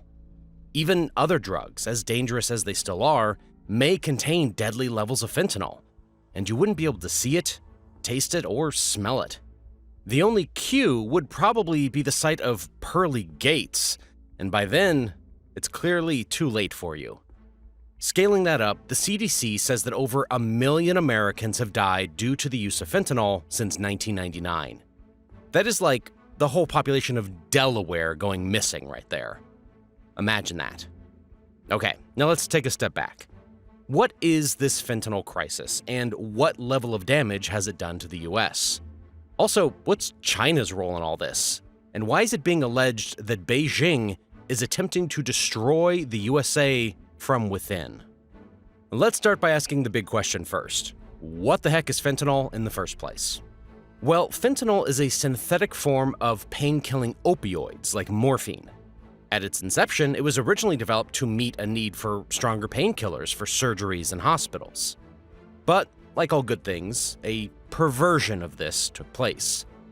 For the most part, fentanyl is now a cheap and abundant ingredient in the illegal drug trade. It's often used to strengthen or stretch stockpiles of other illicit drugs, or make counterfeit versions of other frequently abused prescription drugs, such as Adderall. And as you may have guessed by now, there are two forms of fentanyl at play. The pharmaceutical version, prescribed by doctors and used in hospitals and pain treatment centers worldwide for pain management, and illegally manufactured fentanyl. Our focus is on the illegally manufactured fentanyl, as it primarily contributes to overdose deaths. So that is what we're going to be diving into. But it's good to see how the lines between legal and illegal were blurred through abuse. The current drug crisis has unfolded in three ways. In 1996, Purdue Pharma LP introduced OxyContin, a form of oxycodone, as a safer alternative to existing opioids. By 2001, its annual sales had surged to $1 billion. In 2007, Purdue paid $600 million in fines for misbranding the product as less addictive than other painkillers. In 2010, it released a reformulated version that was harder to crush or dissolve, as many users had been doing to replace the intended effect with an instant high. Some of those addicted to legal painkillers began turning to heroin, triggering a surge in its use. Dealers eventually began lacing heroin with cheaper fentanyl, and then turned to selling fentanyl by itself, sometimes mixed with inert materials such as flour or baking soda. As the drugs became more mainstream, so too does the death toll from it. In 2021, for example, the number of deaths from illegal synthetic opioids was over 23 times higher than back in 2013. Illegally manufactured fentanyl can look like any other powdered drug, and it is often mistaken for other illicit drugs like heroin, cocaine, and methamphetamines. I've explicitly gone through the trouble of saying this so that you'll understand just how much of an invisible drug it can be. You might say, oh, I don't do fentanyl, I just do A, B, or C. Well, unbeknownst to you, your A, B, or C might be laced with fentanyl, and that might be what actually kills you. They don't call it a fentanyl crisis for no reason, you know. With its low-cost production and high potency, drug dealers often mix fentanyl with other drugs to boost the addictive nature of the high. So, that is what makes for returning customers, who simply can't seem to get enough. The name of the game is to create addicts, and people are quite literally eating that shtick up. Drug overdose death rates involving fentanyl more than tripled in the US from 2016 to 2021, reaching almost 22 per 100,000 people in 2021. That is what resulted in more than 106,000 lives being lost in just 2021 alone due to overdose. Of all these, guess what? Over 67% were due to synthetic opioids like fentanyl. Even digging into more recent times, in 2023, the overdose death rate topped 112,000 in 12 months for the first time, according to the Centers for Disease Control and Prevention. See how crazy this is? Look at this graph and see how fentanyl has completely become the most deadly drug in the US, far eclipsing anything else with a margin that is not even close. Don't think of these just as numbers. These are human lives, and they are numbering in the hundreds of thousands of deaths. That's a painful thought. It's scary. Due to fentanyl's high potency, low-cost manufacturing, ease of smuggling, and asymmetric tolerance between old and new users, it can have disastrous effects, especially on new users. Long-time drug users tend to build a tolerance, requiring higher doses to get the same high. However, when new users unknowingly take fentanyl-laced pills, they often end up in lethal overdose territory. Although many contributing factors can lead to a lethal overdose, according to the Drug Enforcement Administration, the DEA, 2 milligrams of fentanyl is considered a lethal dose. To put this in perspective, a lethal dose of fentanyl is smaller than the tip of a pencil. Fentanyl is up to 100 times more powerful than morphine in its prescription form, and 50 times more powerful than heroin. That's why just 2 milligrams, equal to a few grains of salt, can cause a fatal overdose. The U.S. Drug Enforcement Administration Chief Ann Milgram has described fentanyl as the single deadliest drug threat our nation has ever encountered. In just a few minutes, I'll explain how China ties into this mess and why tensions are rising between the U.S. and China. For the time being, I just want to explain the effects of fentanyl on the human body and why it's so dangerous. Think of this as Fentanyl 101, so you can gain an appreciation of the danger that Americans are really in. Hang on a few minutes, and you'll be amazed just how deeply China is involved. If you've been listening, which I'm sure you have been, then you know that fentanyl is the most potent opioid pain reliever available for use in medical treatment. It's roughly 100 times more potent than morphine, the most commonly used prescription medication for severe pain. Similar to other opioid drugs, fentanyl works by binding to the body's opioid receptors, affecting the brain's control of pain and emotion. After repeated opioid use, the brain undergoes adaptation to the substance, reducing its responsiveness and making it difficult to experience pleasure outside of the opioid. That is literally the root cause of what we call addiction. It can cause mental confusion, memory issues, drowsiness, nausea, confusion, and unconsciousness. This is where things get dangerous. You see, fentanyl also affects the respiratory system, leading to breathing difficulties and chest wall tightening. It's also known to cause an irregular heartbeat and lead to constipation and decreased bowel mobility. All these factors on someone's health are a burden. The long-term effects put users at risk of heart attack or heart failure, immune system suppression, anxiety, depression, and other mood disorders. Fentanyl is not a small passive drug. Its dangers are real, and because thousands of Americans are going through this daily, it needs to be put in the public eye. So, now that we know all we need to know about this opioid drug, the question is, where in the world is it coming from? Why is it filling the streets? And why are we having such a hard time stopping it? Enter China. It's oddly interesting that the greatest drug crisis that the US has ever had can be directly linked to China, its greatest modern-day adversary. Talk about espionage and non-military fighting, right? Fentanyl emerged as a widespread problem in the US about a decade ago, as there were crackdowns on prescribing opioid painkillers, which were linked to soaring death numbers already. In the early days, it was largely shipped from China to the US, easily concealed in envelopes and small packages. Fentanyl's potency makes it appealing to drug suppliers because it's easy to ship. And because it's made from chemicals in labs, it doesn't rely on grown crops for drugs like heroin, cocaine, or marijuana. Pushed by then-President Donald Trump, China agreed in late 2018 to crack down on shipments of finished fentanyl and some of its precursors. After that, more production moved to Mexico, with the raw materials still largely coming from China. It was now a case where the manufacturing plant had just moved. China's pharmaceutical firms, from mom-and-pop stores to large companies, adjusted to the restrictions placed by the Chinese government by exporting the precursor chemicals instead, sending them to Mexican drug cartels who synthesized the compounds into fentanyl and smuggled them onward to the US. Let me put this in even simpler terms. China is the primary manufacturer of the ingredients to make fentanyl, which often goes to Mexican cartels that smuggle most of the fentanyl that reach the United States across the southern US border. This loophole system, devised by the Chinese, coincided with the presidency of Andrés Manuel López Obrador, who soft-pedaled the Mexican fight against the drug lords, promising hugs, not bullets. A sophisticated triangular industry blossomed, with fentanyl flowing to the US and money going the opposite way to Chinese money launderers via the wildlife trade and other exotic channels. This system is what is still in place today, and how the US hurts while China blossoms. And I've got to say it, that's one heck of a devious triangle that has political leadership all up in arms. China refuses to take responsibility for this on the diplomatic table. Beijing, though sympathetic, says that America's fentanyl problem stems from the public's unrelenting demand for it.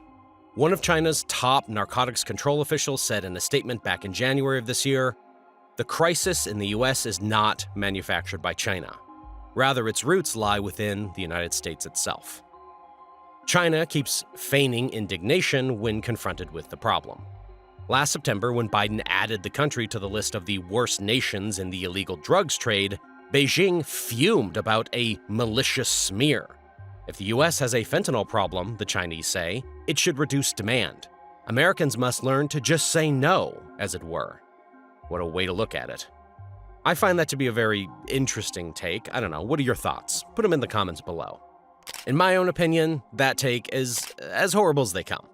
It's like saying that in the 1830s, when the Chinese nation was becoming addicted to opium, or any drug epidemic in general, the people should just say no. It's simplistic and infinitely easier said than done. But anyway, if anybody knows that narcotics can be a factor in geopolitics, it's the Chinese. During the 19th century, Britain was selling opium grown in India to the Middle Kingdom to finance imports of Chinese tea to the British Empire. When the Chinese tried to stop the sordid trade that was sickening and corrupting their nation, the British bombed the Chinese market.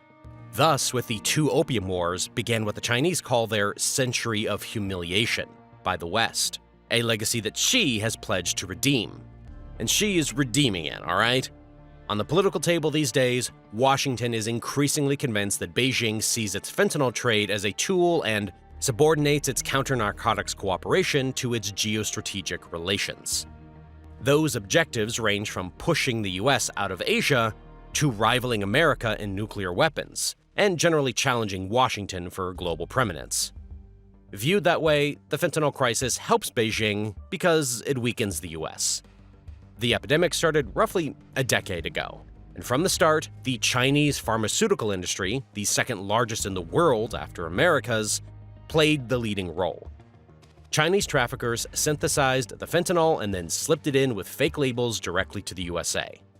It's quite devious, if I must say so. If you factor in the point that you only need a small amount for this to be effective, you realize just how dangerous this all is. Beijing, the root place of the substances used to make these dangerous products, has not directly encouraged this crisis, but at the same time, it hasn't done much to intervene either. After 2019, relations between China and the US, instead of thawing, started freezing, and Xi lost interest in cooperating, not least on fentanyl. In effect, China turned a blind eye towards the trafficking of chemical precursors. It's pretty hard to fix this crisis with China's non-involvement. The public controversy in America's domestic politics, meanwhile, has become almost wholly focused on Mexico. That's largely because, politically, there is a huge faction that garners votes by talking about the southern border and talking tough towards Mexicans. A lot of the frontrunners in the upcoming election have pledged to send US troops to Mexico. Now, I won't go into the political implications, as that would be better served for another video, but I'm sure no one wants another Mexican-American war. I already made a video that talks about what happened the last time the US went to war with Mexico. You can click on the description below to see that video. The solution is that Mexico must crack down on its drug lords, with American help if it's accepted. The US must find new ways to target the nexus of Chinese triads and Mexican cartels that profit from the whole trade. So, the Biden administration is right to indict and sanction Chinese individuals and companies in the fentanyl precursor business, as it did in recent times. The reality is this. This is not just a bad situation, it's a crisis. And it's quite accurate to say, as certain major papers have put it, that fentanyl has joined such diverse threats as Russian aggression, Chinese bullying, Islamic terrorism, and nuclear proliferation as a vexing problem in US foreign policy and national security. If American lives are being extinguished every day, then there is no other way to look at it. President Biden acknowledged as much by bundling $1 billion to combat the fentanyl trade into his $105 billion spending package to Congress to support Ukraine, Israel, and Taiwan last year. Right before we dive into the next part, please take a minute to like the video. This is a controversial topic, to say the least, and YouTube isn't really a fan of controversy because, it's not advertiser friendly. So your likes really help me a lot. Thank you. Okay. So what comes next? Well, that's kind of the hard part. Government representatives from Mexico and the US have, since last year, been pledging to work together to address the supply chain for fentanyl, including the chemicals that are in its raw ingredients. But those chemicals are globally available, and like I've been saying, they primarily come from China. Besides the fact that this operation generates too much money to be easily stifled out because it makes money, there is a 100% guarantee that a crackdown in one place will just lead to a new source of supply. Let me explain the money that is made in this business. A $3,000 investment can produce $1.5 million in earnings. Now multiply that by 100-fold to reflect what the shadow actors make. It's quite the business. But the key for now still remains with having China as a strict policing force. China takes counter-narcotics diplomacy in Southeast Asia and the Pacific very seriously. But its operational law enforcement cooperation tends to be highly selective, self-serving, limited, and subordinated to its geopolitical interests. It's hard to blame them, as every nation is in some way self-serving, but their self-serving nature in this case runs directly contradictory to safeguarding US lives. You see, Beijing rarely acts against the top echelons of Chinese criminal syndicates unless they specifically contradict a narrow set of interests with the Chinese government. Chinese criminal groups cultivate political capital with Chinese authorities and government officials abroad by also promoting China's political, strategic, and economic interests. This makes them valuable.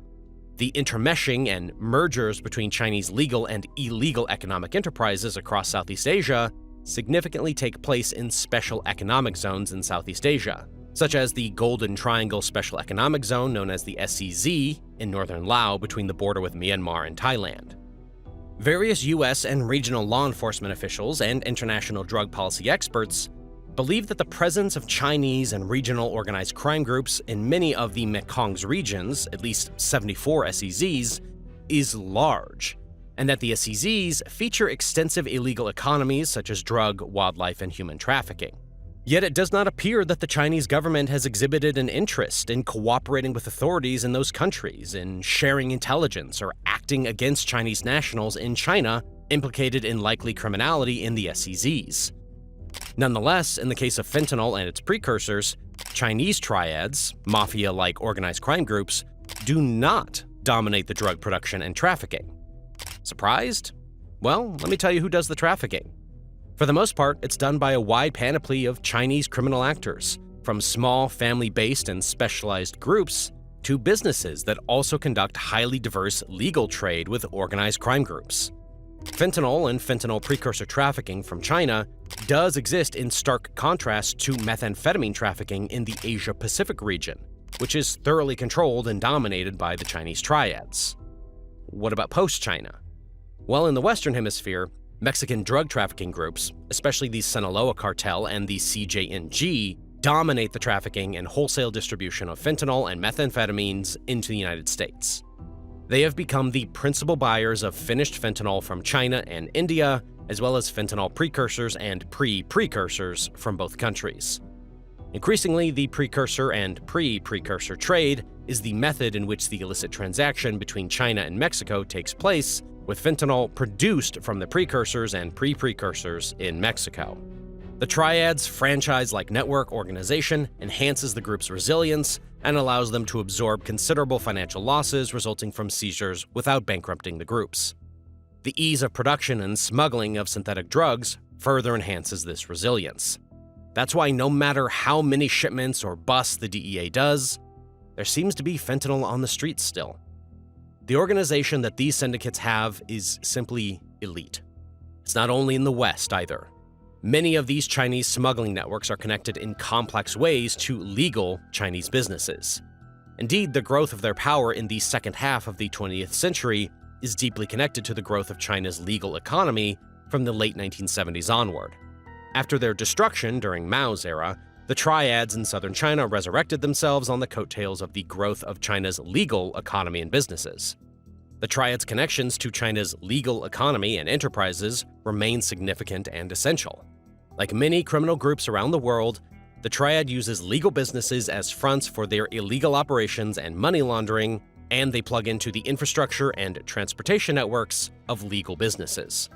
but they also provide a variety of services to Chinese legal business enterprises, including those connected to government officials and the CCP, such as in the promotion and facilitation of Chinese businesses abroad, the building up of networks of political influence for China abroad, and the informal information gathering and enforcement against Chinese fugitives and Chinese diaspora outside of China, such as to prevent criticism of the regime. Given this background, you can see why the China-Mexico law enforcement cooperation against the trafficking of fentanyl and precursor agents for meth and synthetic opioids remains minimal. As with the United States, China rejects co-responsibility and emphasizes that control and enforcement are matters for Mexico's own custom authorities and other Mexican law enforcement to address. China has maintained this posture even as the presence of Chinese criminal actors in Mexico, including in money laundering and illicit value transfers, which increasingly feature bartering of wildlife products for synthetic drug precursors, are expanding rapidly. I guess the US is largely on its own here. We simply will have to end this problem with minimal help from outside actors. For now, the efforts continue, but it's quite the battle. With certain individuals and syndicates valuing money over human lives, this crisis is still in its prime, and we must all do what we can to stop it from becoming a larger, more potent force. Don't ever think you're too small to make a difference either. Do what you can in your capacity. You can play your part by advising your friends and family to never indulge in this drug, to not become a statistic. It brings me no pleasure to talk about deaths in the hundreds of thousands, as if we're not talking about mothers, brothers, sisters, and fathers here. Beyond that, it just might be a waiting game to see how policy and our lawmakers move certain pieces into a position where the drug crisis fades off and lives stop being extinguished like they mean nothing. It's no secret that China wants to surpass the USA as the global superpower. But the steps it has taken to achieve this goal are not always virtuous. So-called debt traps, where Beijing has stepped in to lend billions of dollars. Now another one of these Chinese secrets is out. China's spy network is taking over the world by storm. It has infiltrated everything from government agencies to corporate headquarters. Not even politicians' personal lives are out of reach. The chairman of Harvard University's chemistry department arrested by FBI agents, charged with lying about more than $1 million in payments from the Chinese government. A Boston University researcher accused of being a secret operative of the Chinese military. Another Harvard researcher caught at the airport allegedly trying to smuggle biological materials to China. Chinese hackers targeting America, but why? Interesting and scary, isn't it? Well, that's just the world we're living in now.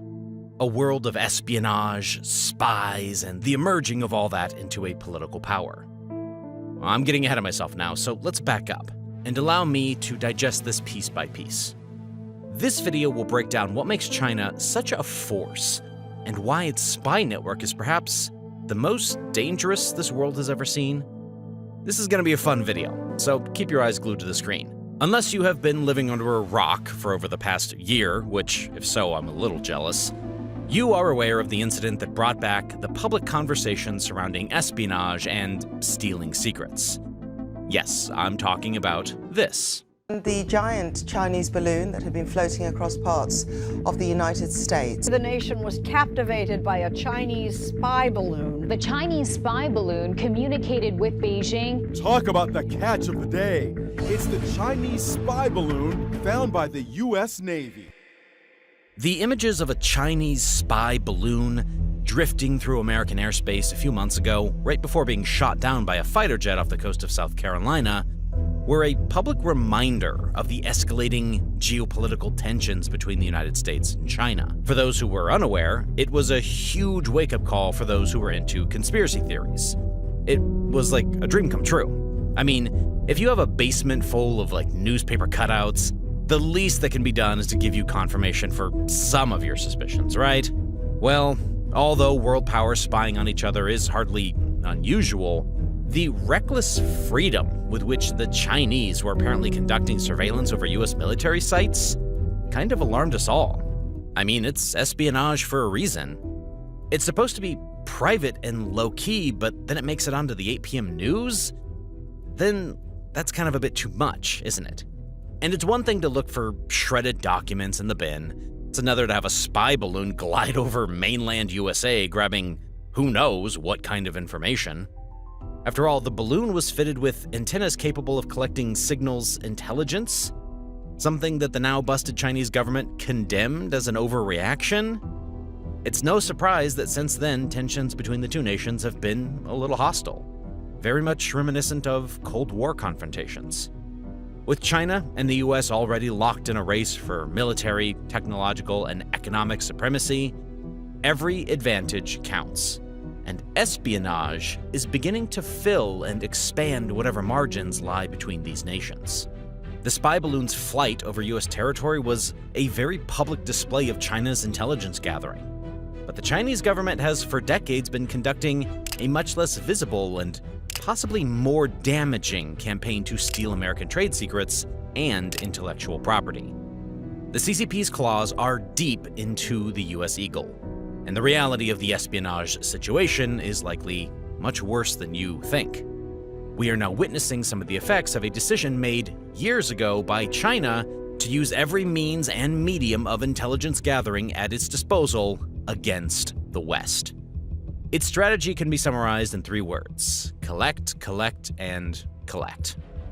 Most Westerners do not yet appreciate just how sweeping China's intelligence onslaught directed at other countries is. For decades, their own governments likewise didn't understand because their attention was largely directed elsewhere. Let me take you on a trip that will explain it all clearly.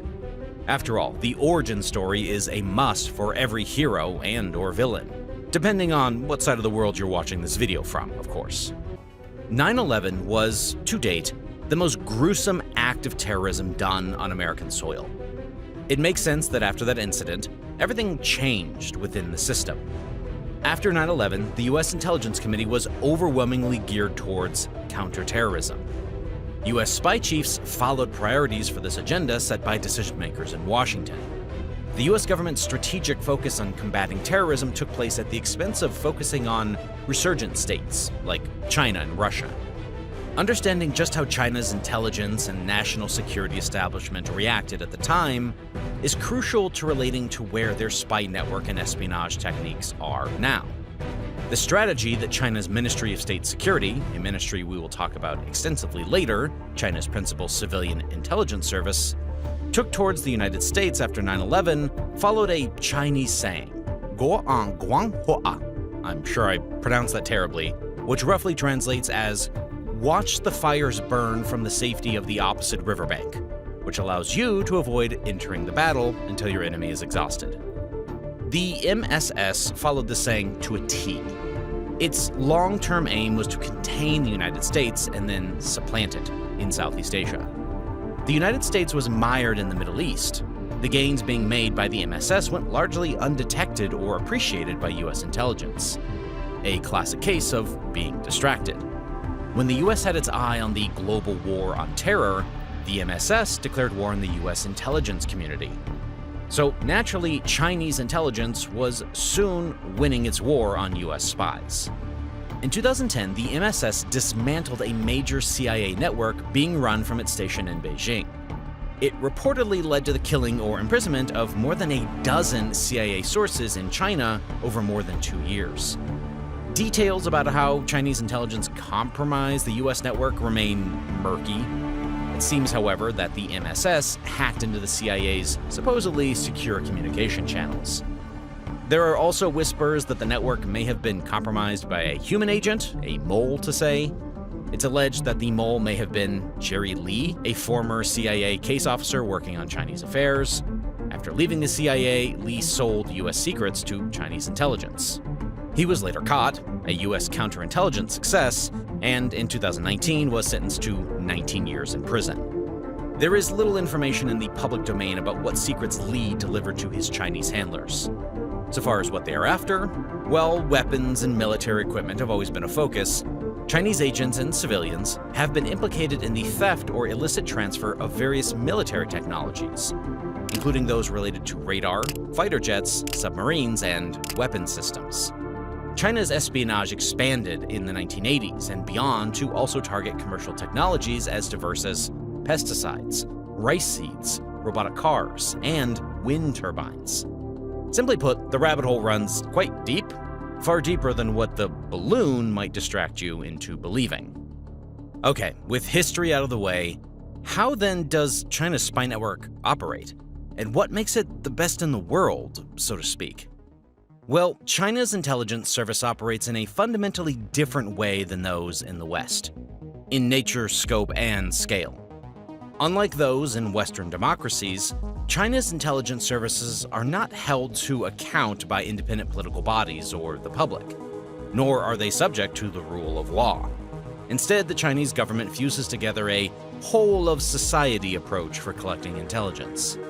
This sets it apart from anything undertaken by Western governments. Chinese intelligence and commerce are integrated in ways without comparison in the West.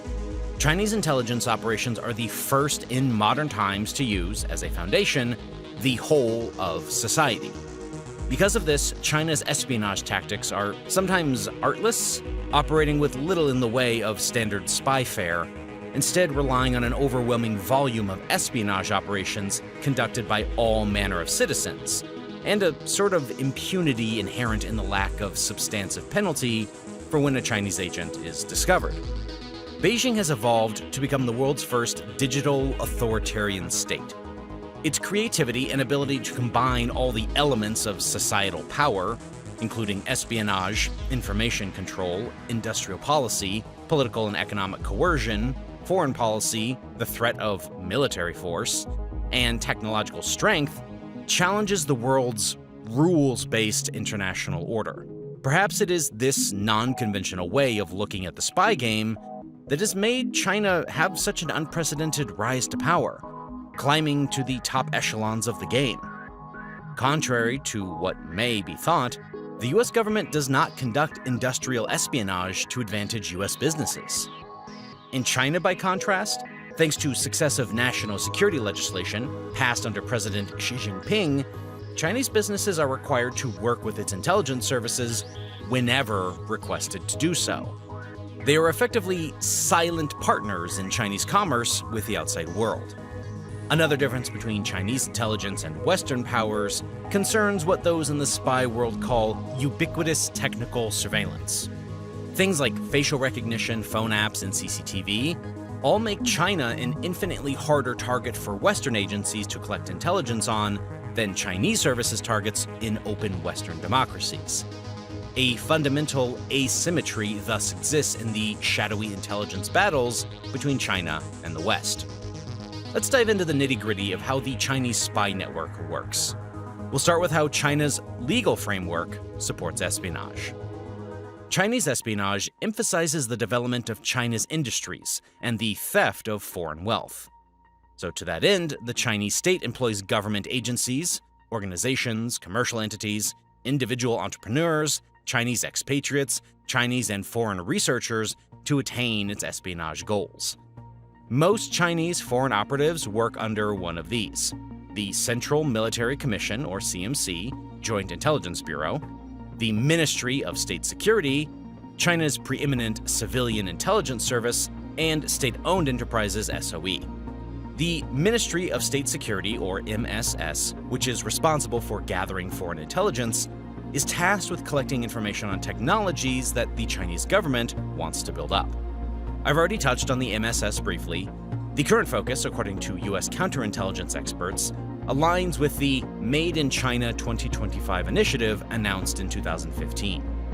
This industrial plan seeks to make China the world's top manufacturer in 10 areas, including robotics, artificial intelligence, new synthetic materials, and aerospace. In the words of one former US national security official, the plan is a roadmap for theft. Hey, don't shoot the messenger, those are not my words. The Chinese government relies not only on its intelligence services, but also on businesses, institutions, and individuals to gather proprietary information. A 2019 report from the US-China Economic and Security Review Commission, a congressional committee, lists the myriad ways in which Chinese companies, often backed by their government, help transfer strategic know-how from the United States to China. The maneuvers range from seemingly benign, acquiring American firms with access to key intellectual property, to notoriously coercive, compelling American companies to form joint ventures with Chinese firms and share trade secrets with them in return for access to the Chinese market, to, outright theft. Cyber attacks have become an increasingly common tactic because they can't always be linked directly to the Chinese government. Over the past few years, however, federal agents and cybersecurity experts in the US have identified the digital footprints left along the trails of these attacks, malware and IP addresses among them, and trace this evidence back to specific groups of hackers with proven ties to the Chinese government. China's prowess in the digital realm is undeniable. The Great Firewall, originally designed to control its citizens' access to information, has become a shield for its cyber warriors. These skilled hackers operate behind the scenes, launching cyber attacks on foreign governments, corporations, and individuals. One of the key tools in China's cyber espionage arsenal is the use of Advanced Persistent Threats, also known as APTs. APTs are sophisticated and targeted cyber attacks conducted by well-funded and organized groups, often backed by nation-states, in this case, China. If things go sideways, there is nothing that can be traced back to the CCP, and hence, plenty of plausible deniability. These attacks are characterized by their persistence, as threat actors remain undetected for extended periods, allowing them to extract valuable information. These prolonged and targeted attacks aim to infiltrate systems, enabling the extraction of sensitive information over an extended period of time without detection. Economic espionage is another facet, involving the theft of intellectual property and trade secrets to fuel China's rapid technological advancement. Sounds pretty dangerous, don't you think?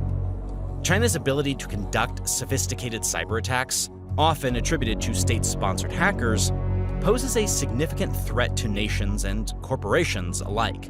The potential for disrupting critical infrastructure, stealing sensitive information, and influencing global technological landscapes make China's cyber espionage tactics particularly dangerous. But that's just one of many in China's arsenal of espionage. One of the more interesting espionage tactics that have been employed is the way that China has sought to exploit the huge number of people of Chinese origin who have settled in the West. The Ministry of State Security, along with other Chinese government-backed organizations, spends considerable effort recruiting spies from this diaspora.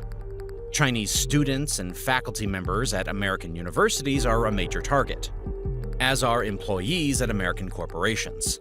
The Chinese leadership made the declaration early on that all Chinese belong to China, no matter what country they were born or living in. This allows a manipulation of people, because no one can start making appeals to Chinese Americans saying that there's no conflict between being American and sharing information with China. I would assume the words used can be something along the lines of, "We're not a threat, we just want to be able to compete and make the Chinese people proud. You're Chinese, and therefore you must want to see the Chinese nation prosper." Using civilians is a special move that keeps them ahead. In fact, about 23% of all espionage analyzed is committed by employees of these pseudo-commercial entities. China compels its citizens to divulge trade secrets and otherwise comply with intelligence gathering efforts. The Chinese government and party threatens citizens with severe punishment if they do not help with espionage efforts if status and/or money don't convince them to comply. It's quite literally a carrot or stick situation. The predominant form of Chinese tradecraft uses company employees to access restricted technology and trade secrets. There are estimated to be at least 500 Chinese talent programs designed to conscript academic and professional expertise from the West into scooping up information and technology to serve China's national development. You have really got to give them credit, though. If you have over 1 billion citizens, well, you might as well put them to work. Think of it as CCP math. And, it's working. Seeing as the human side of matters accounts for a pivotal component of their tactics. Simply put, China relies heavily on human intelligence to gather valuable information. Even Chinese diplomats often serve dual roles, using their diplomatic cover to discreetly gather intelligence. This strategy allows operatives to operate in plain sight, utilizing diplomatic immunity to protect themselves.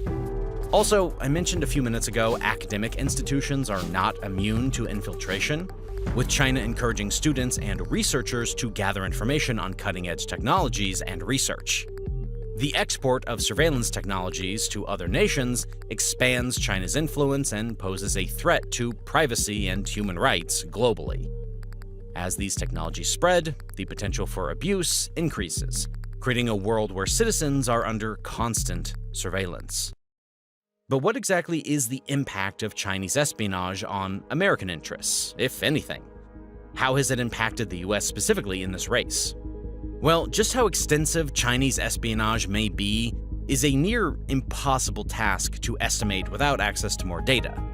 But it's crystal clear that China is quickly eroding the US advantage in aerospace technology. The People's Liberation Army Air Force and Navy, the PLAAF and PLAN, together operate the largest air forces in the Indo-Pacific region and the third largest in the world, with 2,800 aircraft, not including trainers or unmanned aerial systems, of which 2,250 are combat-coded bombers, fighters, and multi-role airplanes, according to military and security developments involving the People's Republic of China 2021. Quoting China's own internal defense white paper from 2019, the Pentagon said the air forces are transitioning from strictly air defense to offensive and defensive operations, towards building a strategic air force capable of projecting power at long range. In the report, it was clearly stated that the PLAAF is rapidly catching up to Western air forces. This trend is gradually eroding long-standing and significant US military technical advantages relative to the PRC in the air domain.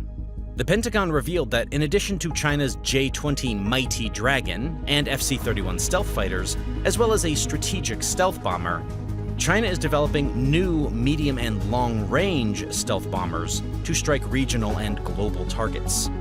The strategic stealth bomber, likely called the H-20, employs many fifth-generation technologies, having a range of 8,500 kilometers and a payload of at least 10 metric tons.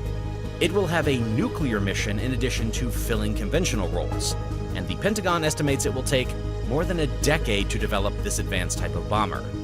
However, the DoD has consistently underestimated China's ability to rapidly field new aircraft over the last 2 decades. Perhaps that has something to do with the very topic we are discussing right now. The marquee aircraft of the PLAAF is the J-20, which the Pentagon said has been fielded in limited numbers without being specific, although recent open-source estimates place it around 150 airplanes. China continues to develop the FC-31 Gyrfalcon 2-engined lookalike of the American F-35, either for export or as a future naval fighter for the PLAN's next class of aircraft carriers. China has taken delivery of all 24 Su-35 advanced flanker aircraft it bought from Russia and continues to develop its own J-15 version.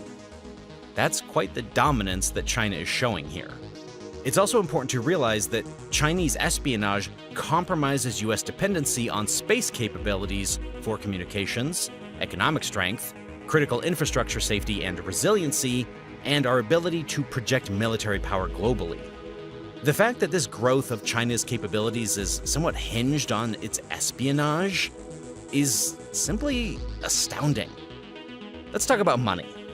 I'm sure everyone here can relate when it comes to that. The annual losses to the US from China's IP theft, courtesy of the CCP's agents, are estimated to be around $360 billion US.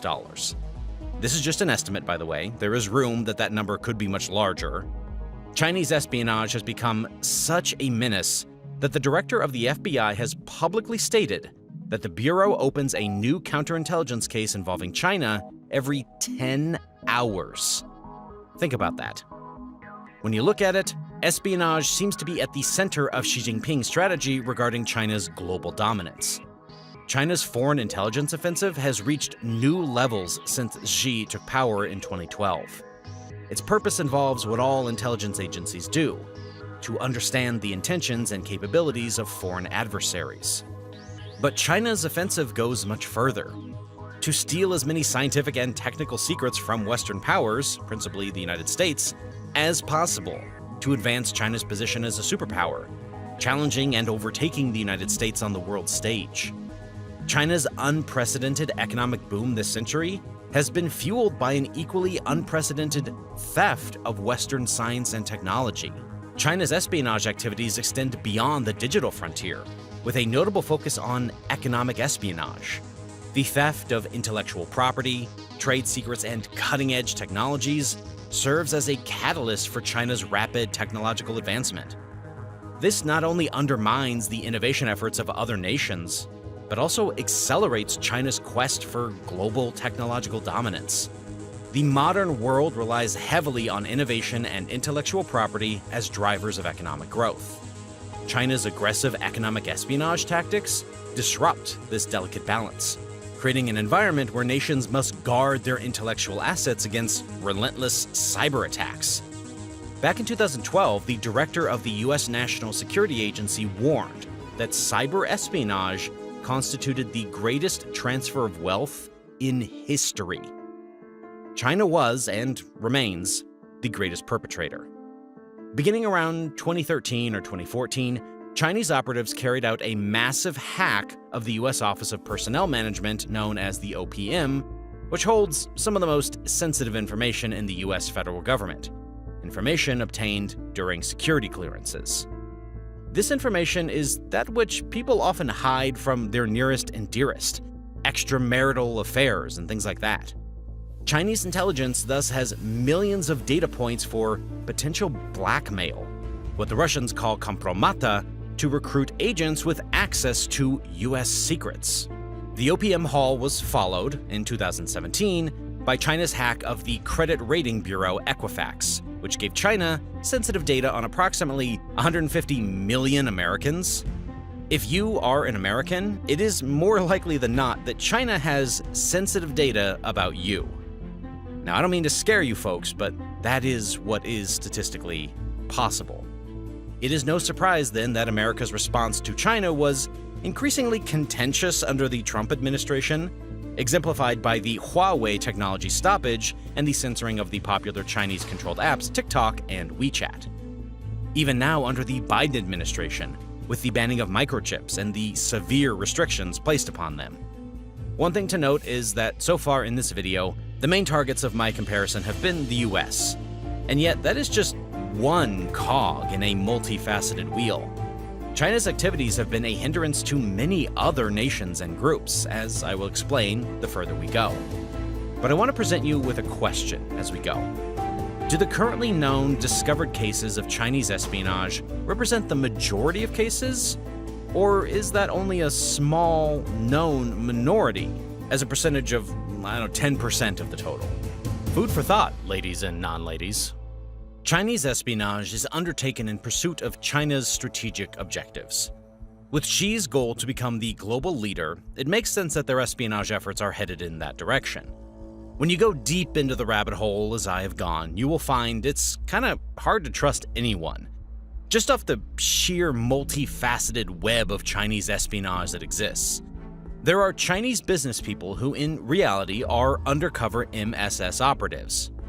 Take the example of Yan Jianxu, an MSS operative who posed as a businessman to steal US aviation secrets. He was caught and is now in prison. This is how it all took place.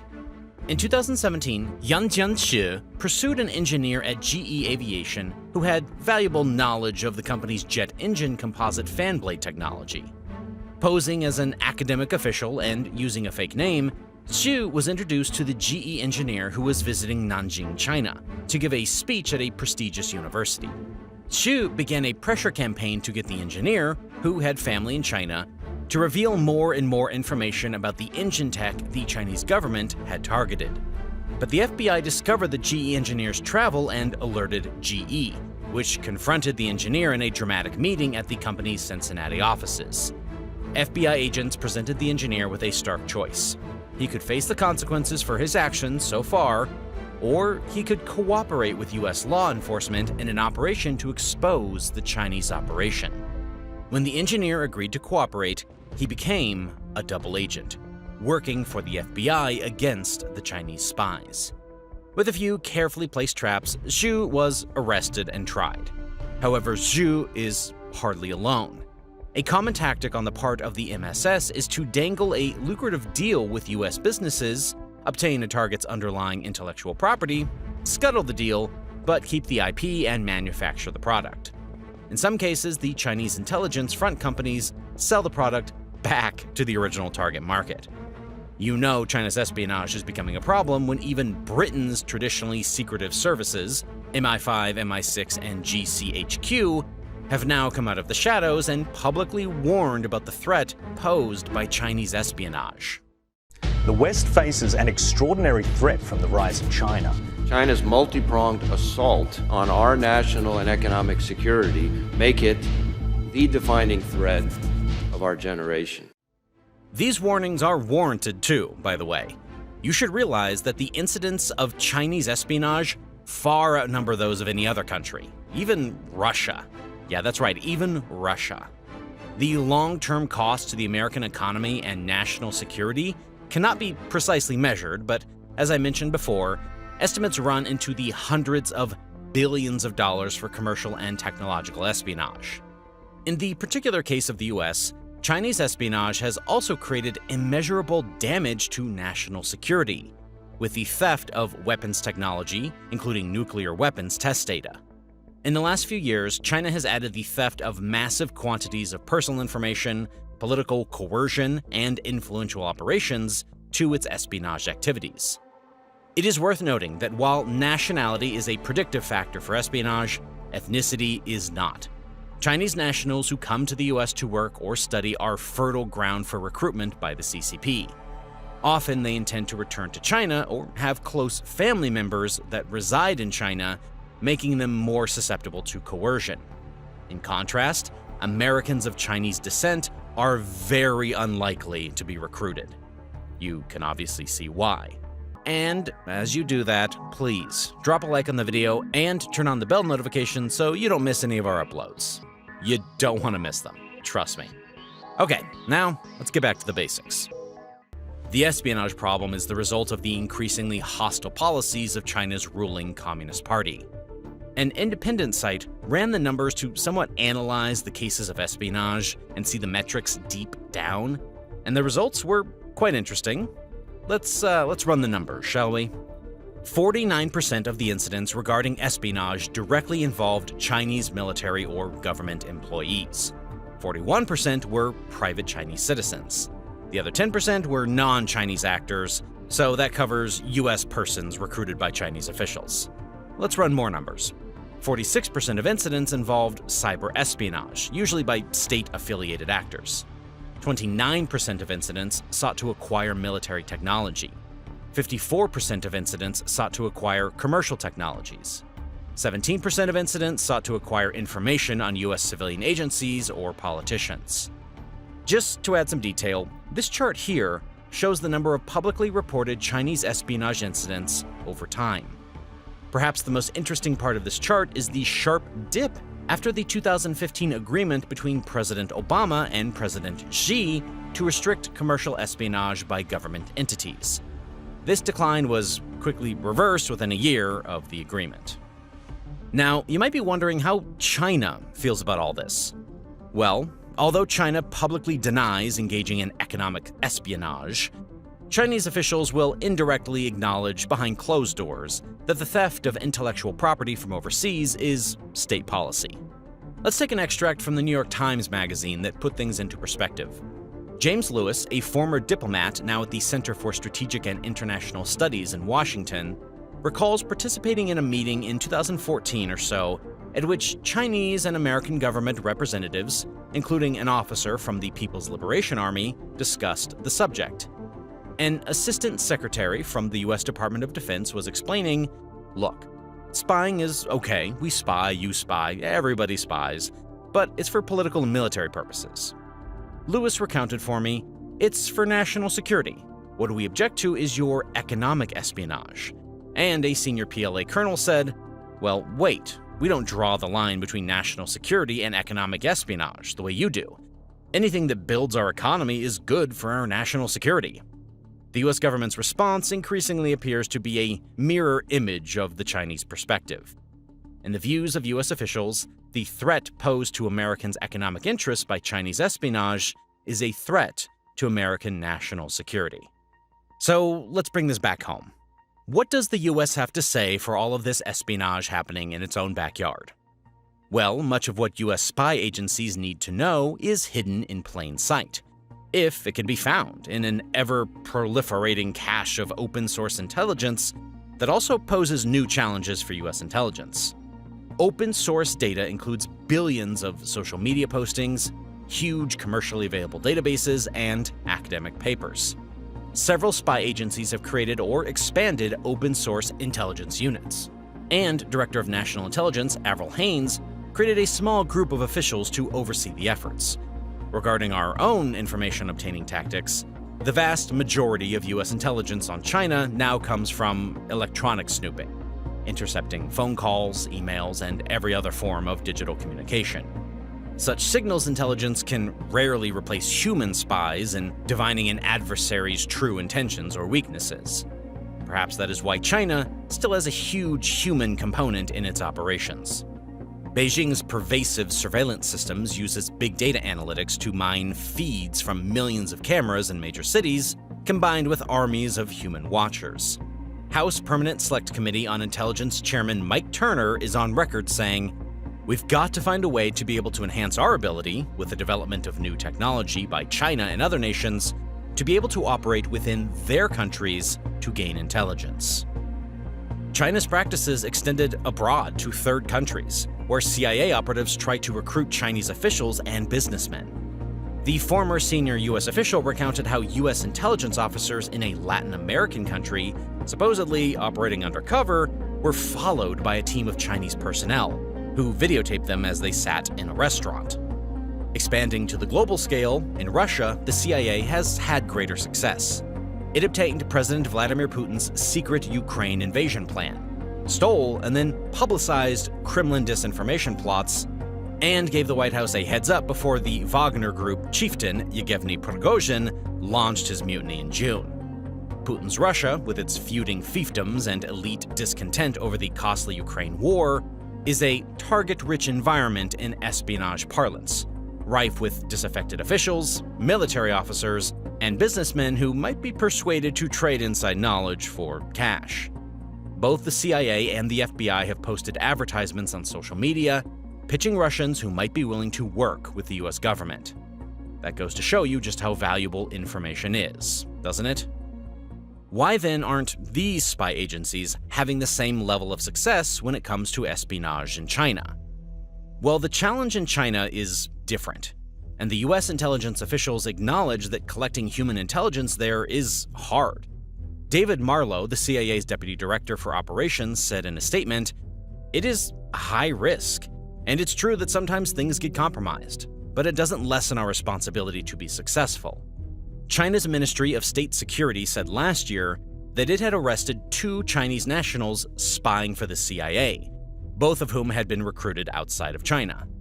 If accurate, the revelations illustrate both the continuous US spying push and China's aggressive counter-espionage campaign.